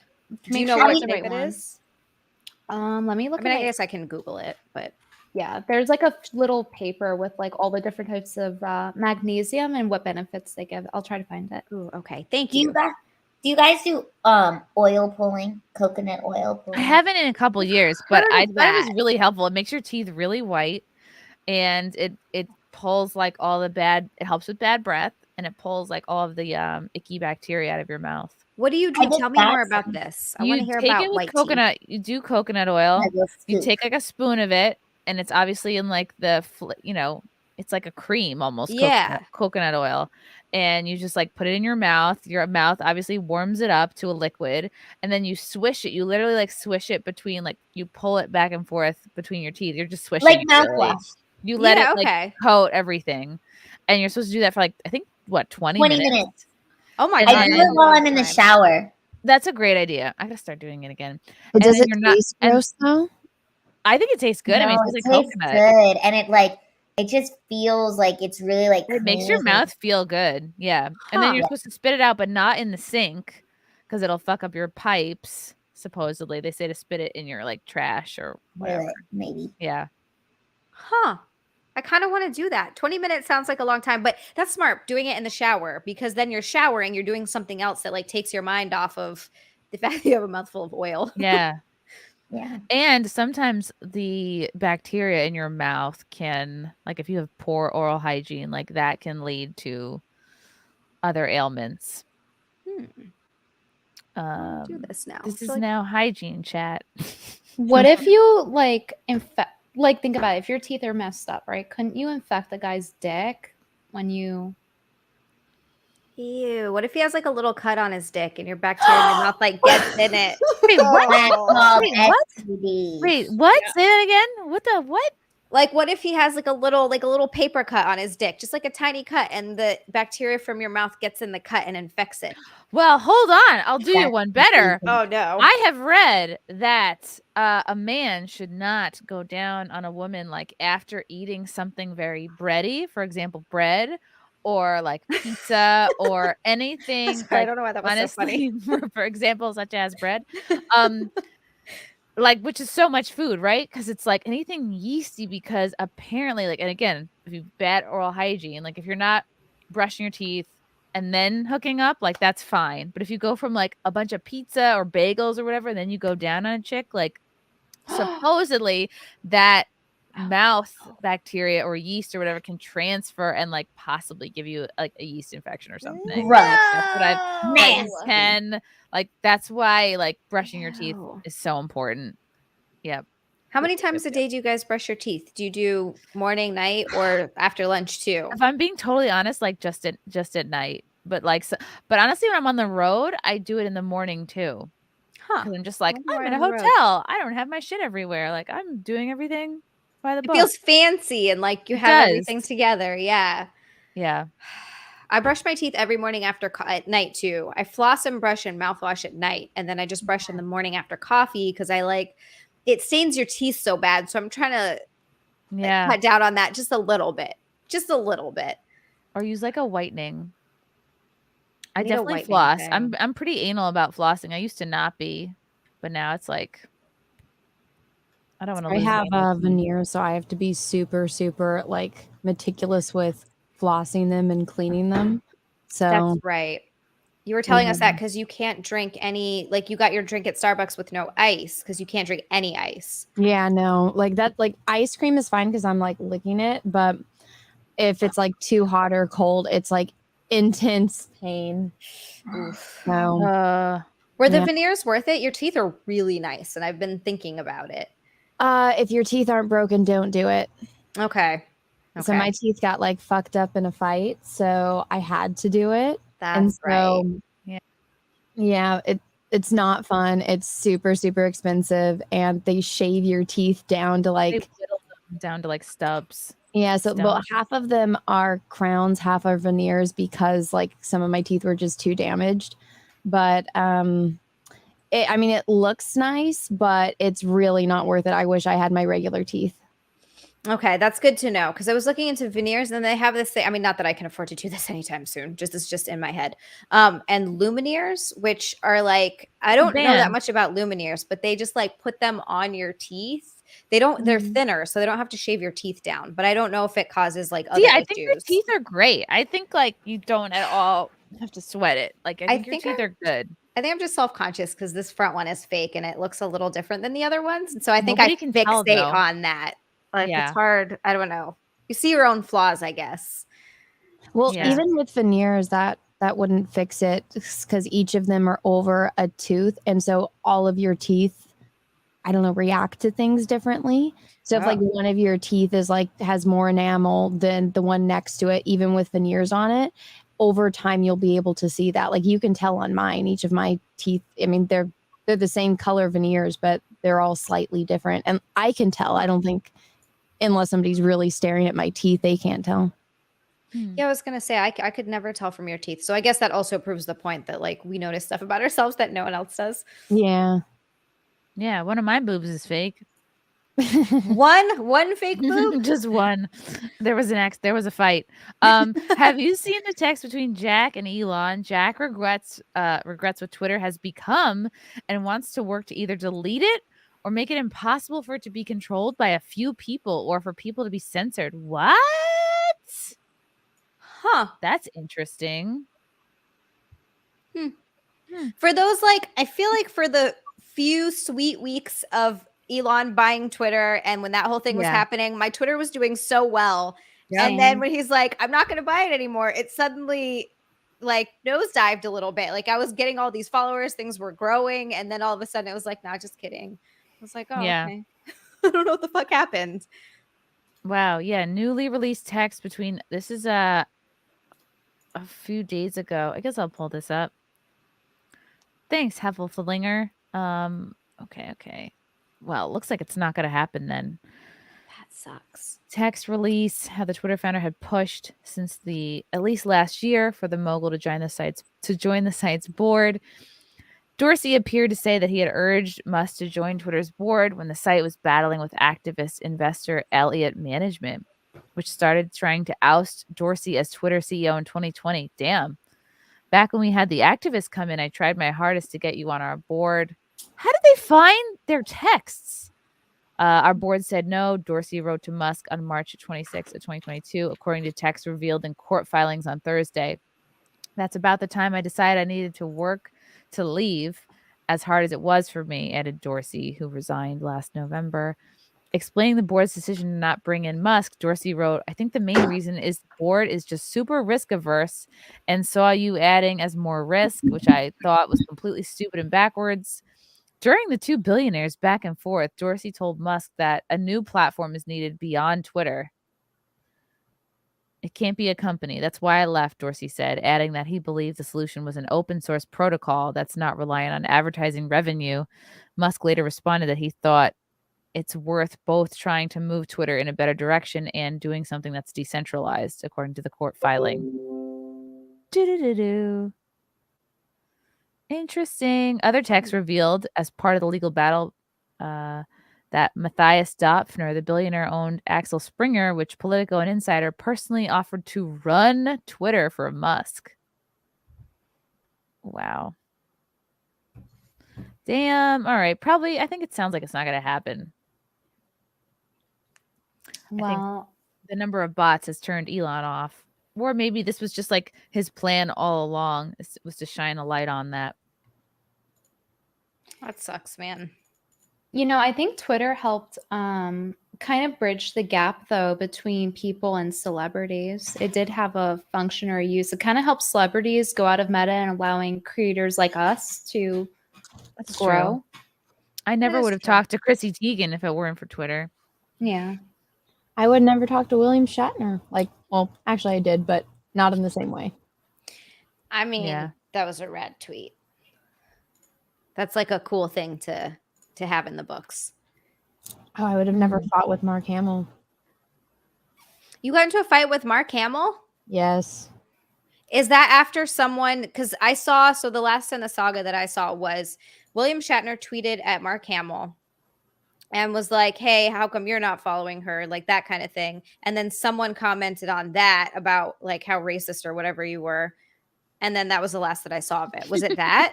No. I fought with Mark Hamill years ago. Oh. I was defending, I don't even think he was, I forgot exactly how it started, but I was defending Luke Skywalker and him and saying like how, because in an interview, he's on video saying that he didn't know that they killed Luke until he was watching it, and then they made Luke die, like because they make him disappear and turn into like a Force ghost type. Well, they don't even show him as a Force ghost. They just make him disappear, and then they're all like, he died.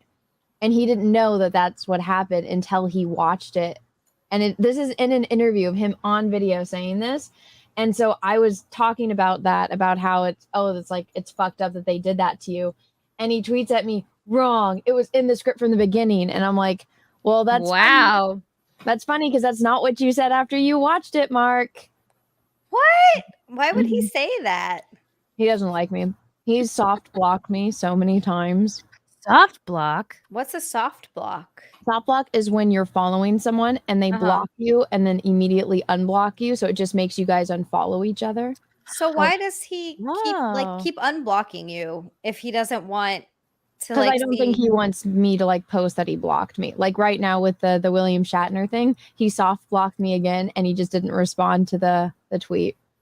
Wow. Jeez, Mark Hamill, that's a bummer. The hell, dude. Damn. You know who's not a bummer? Marcus Henry. What does it mean when you're jumping off of something, i.e. top of stairs or a bridge? What? I think dreams. Oh, dreams. Okay, let's go back to dreammoods.com. Maybe it's like a leap of faith, kind of like the Matrix. Ooh. Yes. Jump. Facing your fears. Jumping. Yes. Okay, here we go. Jumping.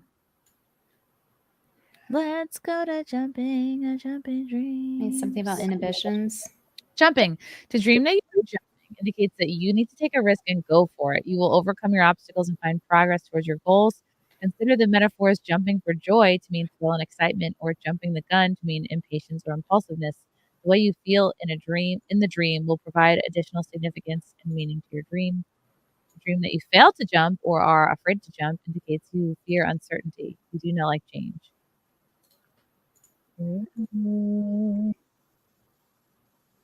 To see junk in your dream symbolizes you need to get rid of and discard old ways of thinking. Please also see garbage. Wow. There's so many different kinds of dreams. What about dreaming about Tim Pool? That's considered what, a celebrity? I think so, right? What would that be under? Cat dream. I love cats. They're Celibacy. so cute. Celebrity. To dream that you are a celebrity? No. To see a celebrity in your dream represents your beliefs and understanding about him or her. Consider what the celebrity is famous for or known for and how you relate to that quality. Something What's in you in a dream when you can't talk. Ooh. That's always my thing, is like somebody that I love is like gonna die, or like you go to talk and you can't. Well, yeah, like I can scream, but like there's nothing that comes out. Like there's no volume. I've had that dream. I've had that dream too. It's the worst. Maybe mute. Let's go under your mute, like you can't talk. Mouse hole. To see a mouse hole in your dream represents a hidden aspect of yourself that you were unwilling to acknowledge. Cool. Now I want to dream of mouse holes tonight. All right, let's go. You guys remember your dreams? Yeah. Sometimes. I don't.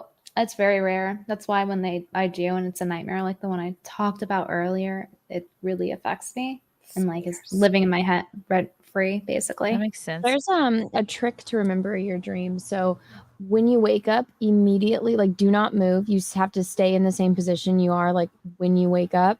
and you have to backtrack in your dream because you'll remember like what just happened and then think, how did I get there? What happened right before that? What happened right before that? And do it for as long as you can. And that's the best way to remember it. But you can't move your body. You have to stay in the same position. Ooh. I don't think I even remember it when I first wake up though. Or like, I don't think I have enough control to do that within the dream world. I think if you go to bed with the intention of remembering your dream, that does help. Have you guys ever been aware that you're dreaming and have been able to change what happens in your dream? Like you make decisions in your dream? Like lucid dreaming? Yeah. Yeah. Mhm. Yeah, I like those. No. Those are fun. I've I can never only been do it able to sometimes. control it, but I know when I'm dreaming. Sometimes when something like, I haven't had these kind of dreams in a while, like where I know something bad is about to happen, I'm going to be killed or something. Like I will in the dream, like force my eyes awake. Like I'll force my eyes open. Like I can wake myself up. Wow. Do you guys ever get sleep paralysis? Yes. Oh, what's that? Oh my God. You've never had sleep paralysis? Lucky It's you. when you're awake, but you can't move. You can't control your body. You can't you can open your eyes, but or sometimes you can't even open your eyes. Sometimes Yeah, you can't even open. you're frozen, but you're awake. Yeah. That sounds like a kink. It's a terrible feeling. It really is. It used to Anna, happen to me a lot more. About being mute, to dream that you are mute indicates that you are afraid to say something for fear of being criticized or judged. There may be a situation in your waking life that has left you speechless. I don't think because I'm able to talk, just not when something important is going to happen. Like one of like my worst nightmares is like I'm standing there and like my dad's standing in front of me and there's a car like that's going to like hit him. And he's standing right next to me, but he's not facing me, so he can't like see me wave my arms or like shout that there's going to be a car. To me, that sounds like a fear that you're not going to be able to protect him. Maybe. Have you ever had a dream where your teeth were falling out? Yes, that's very common. That's an extremely common dream. Oh, I've never had that one. Oh yeah, and I always think it's real. I'm like, fuck, my teeth. This sucks. And I think that has to do with feeling like things are out of control in your life. Okay. I'm gonna blow through a couple more. NVIDIA, I didn't think that last super all the way through. It's okay. Dave grumbles, Zia out here dressed like the Hamburglar, and I'm supposed to not get aroused. I'm here to burgle all your hams, Dave grumbles. Yeah, burgling your hams. Give us your ham. Get Cecil, I want it to look good when I'm flashing, so I moisturize mine every day, sometimes twice a day. Ew. Good for you. Mike D, YouTube Al Bundy fat jokes. Hunter Stevens, Chrissy's laughter is silver bells, kittens mew, oven timer dings when the cookies are done. Comforting. Wow. Ding, fries are done. Ding, fries are done. Ding, fries are done. Rob CD, some social commentators suggest Married with Children started the trend of portraying deadbeat fathers in mass media. Ooh. I feel like that's been around before. Yeah. Can't think of it off the top of my head. Zia has a merch store now. I have a merch store. Yay. Thank you, Backhand. Where's your merch store? It's on Streamlabs. I think it's streamlabs.com/ crap. Nick, what is the merch store? Okay, yeah, streamlabs.com/zealand/merch. We're going to get more stuff. But for now, we have some of my sister's mugshot t-shirts and also Oh my God. notebooks and some mugs and some stickers, I think, and not stickers yet, postcards. I want to do stickers. We're working on more stuff. Oh yeah, we also have, what are they called? Canvas. Yeah, canvases. There's going to be some more stuff. Yeah. I got a lot of stickers at the Cincinnati Con. Do you want to see? Yes. Okay, this is my favorite one. Wait. Single layout. That's this is awesome. so cute. That's so cute. I love that. Go back. I want one of those. And I was like, I need this sticker. I had some one off to the side. Yeah, I like buying it from like independent creators. Oh, that's cute. that's Is that like cool. Silence of the Lambs? Kind of. Deathhead Moth, I think. Yeah, but it's got kiwis on it, which I don't get the kiwi reference. I didn't notice the kiwis until you said it. Yeah, well, you can't really tell on the camera, but these are kiwis. Like I thought that they were eyes at first, but they're not. I don't know. They're kiwis. That's pretty cool. I got this one. Oh, that's fun. Believe in aliens. I like it. As I drop. Oh, that's cute. cool. That's That's cute and cute. shiny. Oh, pretty. Ooh, I like that one. That's fun. The Pokemon. I want stickers. I love buying stickers. I want having a bunch of stickers. stickers come in this week. Ooh, look at your nails. Wow. I think that's your go-to like convention nail look. This one is like a French manicure with like bejazzles. I got these after the con. Okay, I don't know anything. Yeah, no, I got these a few days ago. My nail lady, she left and then she came back and it was the greatest day ever. She was the best. It's nice. What, was she gonna quit and then like No, her husband, I guess, is like almost 20 years older than her, so she had to take 2 months off to take care of him. To finish the job. Yeah. She's Well, like, I've I- been waiting for this day. She had to like make sure I'm cashing COVID in and whatnot. Okay, cool. I'm gonna blow through a couple more. Torgo the White. I saw the 6 foot and 400K girl thing also. It was Courtney Ryan's YouTube asking delusional women questions about their date standards. It was There you go. hysterical. Like, how ridiculous is that? Lila, did someone just bring you food? Yeah, it's top ramen. Oh, that's love. I had cup of noodle. Same. yeah. Oh my god. I didn't eat anything. Oh well. I ate John Green. Anna, why did you leave SimpCast? You're back now. So I have a possum and we've been trying to catch this fucking possum and get it out because it's like it got under our house and it was digging through our floor. And so I don't want it to collapse our bathroom floor because that's where it's digging and trying to make a nest.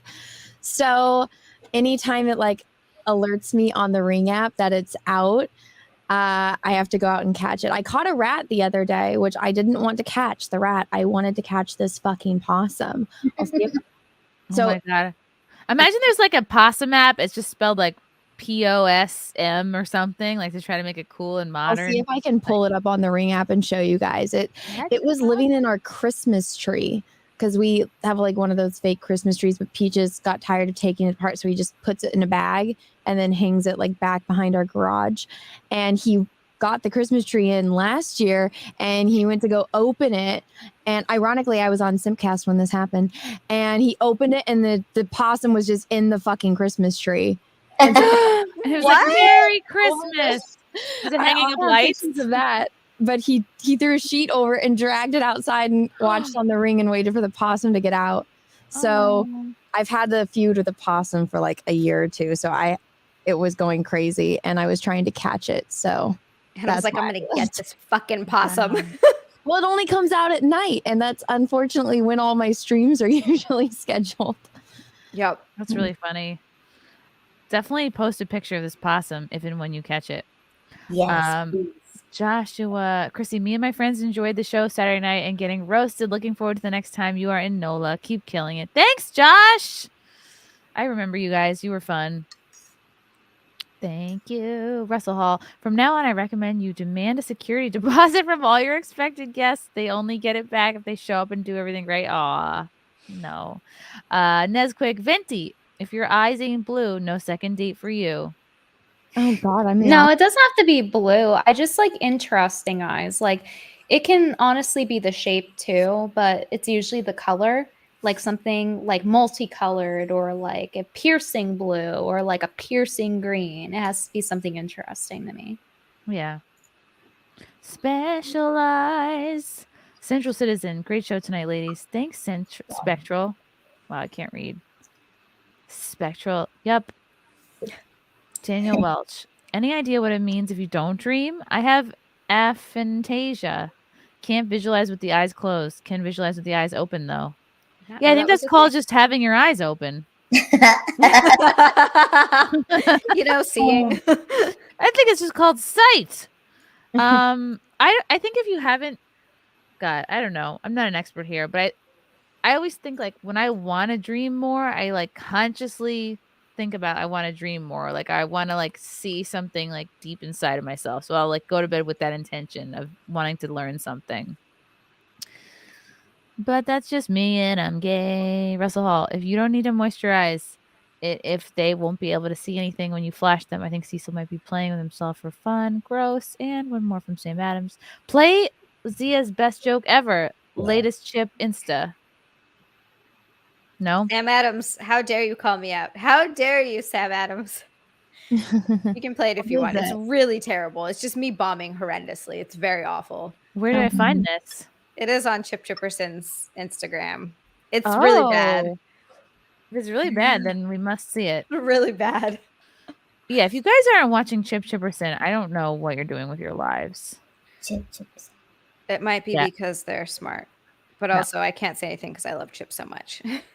So his is I hope it's this account, just at Chip Chipperson. I think that's it. Who's Chip Lyle Chipperson? Chipperson. Lyle Chipperson? Yeah, that's it. This It's one? that one. Yeah. Everybody don't judge me too much. Brace but also yourself. you can because it's bad. Don't, you know. Yeah. From Viacom. You know. Sumner. Yeah, I remember him. He ran Viacom. He passed away, though. Rest in peace. You know. R.I.P.. Yeah, he was a billionaire. So if you guys who don't know, like, should we tell him the secret or no? I mean, it's a character. That's not a real person. Yeah. My sister-in-law texted Nick and was like, "Who's that weird guy that Zia keeps posting pictures and videos with?" Because she like didn't understand that it was a joke. Like it's a joke character. It's a character that Jim Norton created on ONA like years ago. And it's just the whole story behind the character is that he thinks he's really cool and awesome and funny and hilarious, but he's not. He's awful and cringy and not at all funny, but he like thinks he's the greatest. So that's what makes him so funny. Right, Yeah. right. It's not for everybody, but I love it. Remember I love him? it so much. No. I do remember his brother Warner. Who's Mona Redstone? Oh, like Sumner, Warner. some more. God, even for this show. terrible. Wait, what is that stuff that I put on you? He broke character a little bit in that moment, which is so funny. Rabbit tattoo Bomb. That's right. God damn. Somebody cut this. That's the promo for the episode. We're gonna warn people to stay away. Oh, there were bigger laughs at the Queen's service. Oh. Hey, what's up? I missed the joke. I'm not gonna play it again. Like, what was It's the okay. joke? It was Okay. they were talking about Sumner, and Okay. I said, "Oh no, I've never heard of Sumner, but I do remember Warner." It was awful. It was so bad. I don't get it. Some more. Oh. Oh boy. Like truly awful. Truly Okay. terrible. It's good though, but that Chip is the place to do that. I mean, yeah, I don't mind bombing at all, but it was just, yeah, not good. I do a lot of puns. I do a lot of puns on Chip. It's the best part of Chip. And where can people watch you on the Chip Chipperson show? If you want to watch the Chip Chipperson podcast, it's everywhere, I believe, at Chip Chipperson. It's on YouTube. I think pretty much wherever you get your podcast. If you don't want to watch the video version, you can get it all on the audio version. So yeah, if that's your type of humor, if you like absolute ridiculousness and hilarity and silliness, that's where you can find it. Awesome. Lila Hart. Hello. You guys can find me at lilahart.com. That is LILAHART.com. And then /documentary. Watch all of our documentaries. Currently, we have American History of Voter Fraud and 2 hours of Dick Gregory. It's our latest documentary that's up. 2 hours of Dick. You know you want that. I do want that. Yeah. And this was so much fun, ladies. I had a great time. Oh, I wanted to tell you, my cat, Muffin, he brought in a mouse into the house and to play with it, and then like lost the mouse for a couple of days. How do you lose the mouse? He just didn't. I was waiting for him to kill it for like 2 days, and he'd be Lila, like, did he mouse place it? Yeah, he mouse placed it. And then I opened his drawer, and the mouse was in there, like in. It was so gross, but he finally got mouse it. in a drawer and then shut the drawer. Well, I just shut it because I got scared, and it just was crawling around in the kitchen until the cat finally got it. But it took them 2 days to get it, and it was both of them trying to finally they got it. But it was scary. It was very creepy. Wow. Like the bunnies and lizards are cute, but rat and mouse being brought into the house is just gross. Are your So cats I understand the possum. That's a little ugh. Are your cats often bringing things in to the house? Yeah, like every day. At least like a lizard. I like the baby bunnies. I think that's cute. They bring in baby bunnies? Yeah, he's brought in a And they bunny. kill the baby bunnies? No, I always get him before he Live? kills the bunnies. He couldn't even kill the mouse. That was awful. Wait, so it was a live mouse? Was it running around, or is it? Yes, just it injured? was. So at first I thought it was like a little bunny. I was like, oh, this is cute. And I call Eric. I'm like, oh, it's a rat. We have to get it out, like a mousy rat thing. And so I'm like filming because I'm like, oh, this will be so funny. Like I'll post it on Twitter later. And then as I'm filming, the mouse like escapes and the cat doesn't even chase after it. And I'm like, this is awful. I should have been paying attention. And now there's just this rat that's just in my house. And then I never posted on Twitter about it because I was just embarrassed that I didn't help my cat and I didn't help my husband, and now we just have this rat roaming. But it's dead now, so it's fine. It all worked out. Okay, that's nice. Brittany Venti. Hi, you can find me on my live stream, and you know where to find me. Brittany Venti everywhere. I'm still on TikTok, hanging on by a thread. They're gonna ban me any day now, like how they did before. Yeah, all my socials are on my website and on my Twitter, BrittanyVenti.com. And I have Bimbo Power merch. So You do? Where can people get it? Check it out on Grift Shop. And we only carry up to size medium because I don't want rolls hanging out of my merch. It's disgusting. You're like Brandy Mayville. What about men? I love Brandy Melville. The brand, well, not so much the sus things they've done in the past. Their brand, their clothes are really cute. I have this one shirt from them that says "Stay Weird," and it's my favorite shirt, and I got like the tiniest hole in it. And I'm like, wait, what person is this? What designer? Brandy Mayville. So it's a clothing store, and it's one size fits Melville. most. Not Mayfield. Yeah, and it's funny. I remember them coming under fire because they were like, "Oh, that's one size fits all for, or one size fits most for like skinny, tiny girls." But I loved it because when you're small, sometimes it's hard to find clothes that fit.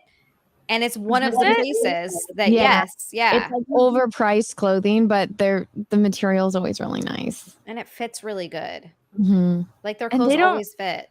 Oh, this looks cute. I would wear this. So it Mhm. doesn't They carry. only make one size unless you're getting like pants or like there's skirts. Then like they have some sizes, but everything is just one size. Oh my God. What size is it? One size fits most. So they don't call it a small. I think this is cute. They don't call it small or medium. They just say it's size. Just get it. There is no sizes on anything except for their like pants. It's just fit. And it's like two Yeah. sizes on the pants too. It's like I small, wanna- medium. Now I want to order something from these people. I still have Cute. one of their skirts and one of their tops, and I wear it all the time. They have extra small/small. I know this wouldn't fit me. I'm kidding myself. God damn it. God damn it. God damn it. All right. One day I'll fit into something in here. Chrissy, you're looking fit as a motherfucker. You've been every time you post your workout videos, I'm always like, oh my God. She is. Stop it. Go on. Seriously. I can see I can really see a big difference Oh my God. from thank like when you started months ago. Yeah. That is good to hear, especially after 5 days of just eating beignets. Oh, I went totally off worth keto it. very hard. Totally worth it for beignets though. I They're tried so good. beignets at Disneyland and I hated them. They must have been Oh, bad they there. weren't bad. At yeah. Disneyland? I know Mhm. Disneyland has great food though, right? Like that's It or no, I'm does. thinking Disney World. Oh, I like the food way better at Disneyland. Really? I've never been to Disney World though. That's great. Oh, don't worry. I will be at the gym tomorrow morning. Star Wars girl, where can people find you and order? Can they still order a calendar? You can still order the calendar. I'm gonna wait until like the last second to cancel them because or not cancel them, but like end the campaign just because I know it'll happen like last year when everyone's like, I missed it. Can I get it? And I'm like, you had months, but it's okay. Yeah, my calendar is still available. I have added more photos on there as well. So if you guys missed it, my Tifa cosplay is up as well as Ciri from The Witcher.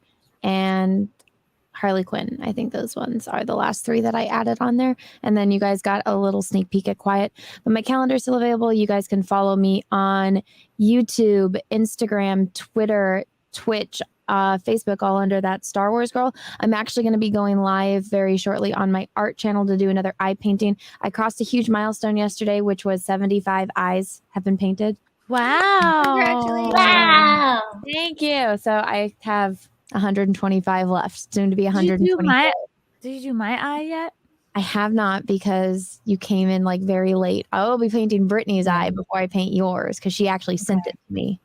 Okay. I actually did paint Brittany's eye the other day, but I did it a little different. I put it in like the crystal ball. Ooh. For my like Halloween thing. So that's fun. But Okay. yeah. So those are all the places. My art channel that I'm going live on is, it's a pain in the ass of a name, but it's the Art of Anna TSWG Studios, and that's where I'll be going live very shortly. So yeah. Ooh, awesome. From Fook Google, Brittany, why only smaller medium sizes at her store? She just said that. said it already. It's No also rules. strange how so many men are upset that I will only carry a size small and medium in my crop tops that say Bimbo Power. Maybe he wants one. I legit want a crop top now that says Bimbo Power. That's amazing. Yeah, you can get it at Grift Shop. Doing it. And I'm sorry for no Tina Forte tonight. I mean, it feels like it just got blown off and she just didn't feel like doing it. But I really will try to get her back on. I would love to have her on. She is running against AOC for Congress, so she's just a badass, awesome chick. So we're gonna give this another whirl, because I think she's great. And what else? Oh yeah, come see us at the Orlando Improv on October 27th. But before that, I'll be at the Bridgeport Stress Factory on October 20th. Check it out. Thank you guys for watching. Thanks for simping. We love you guys so much. And until next time,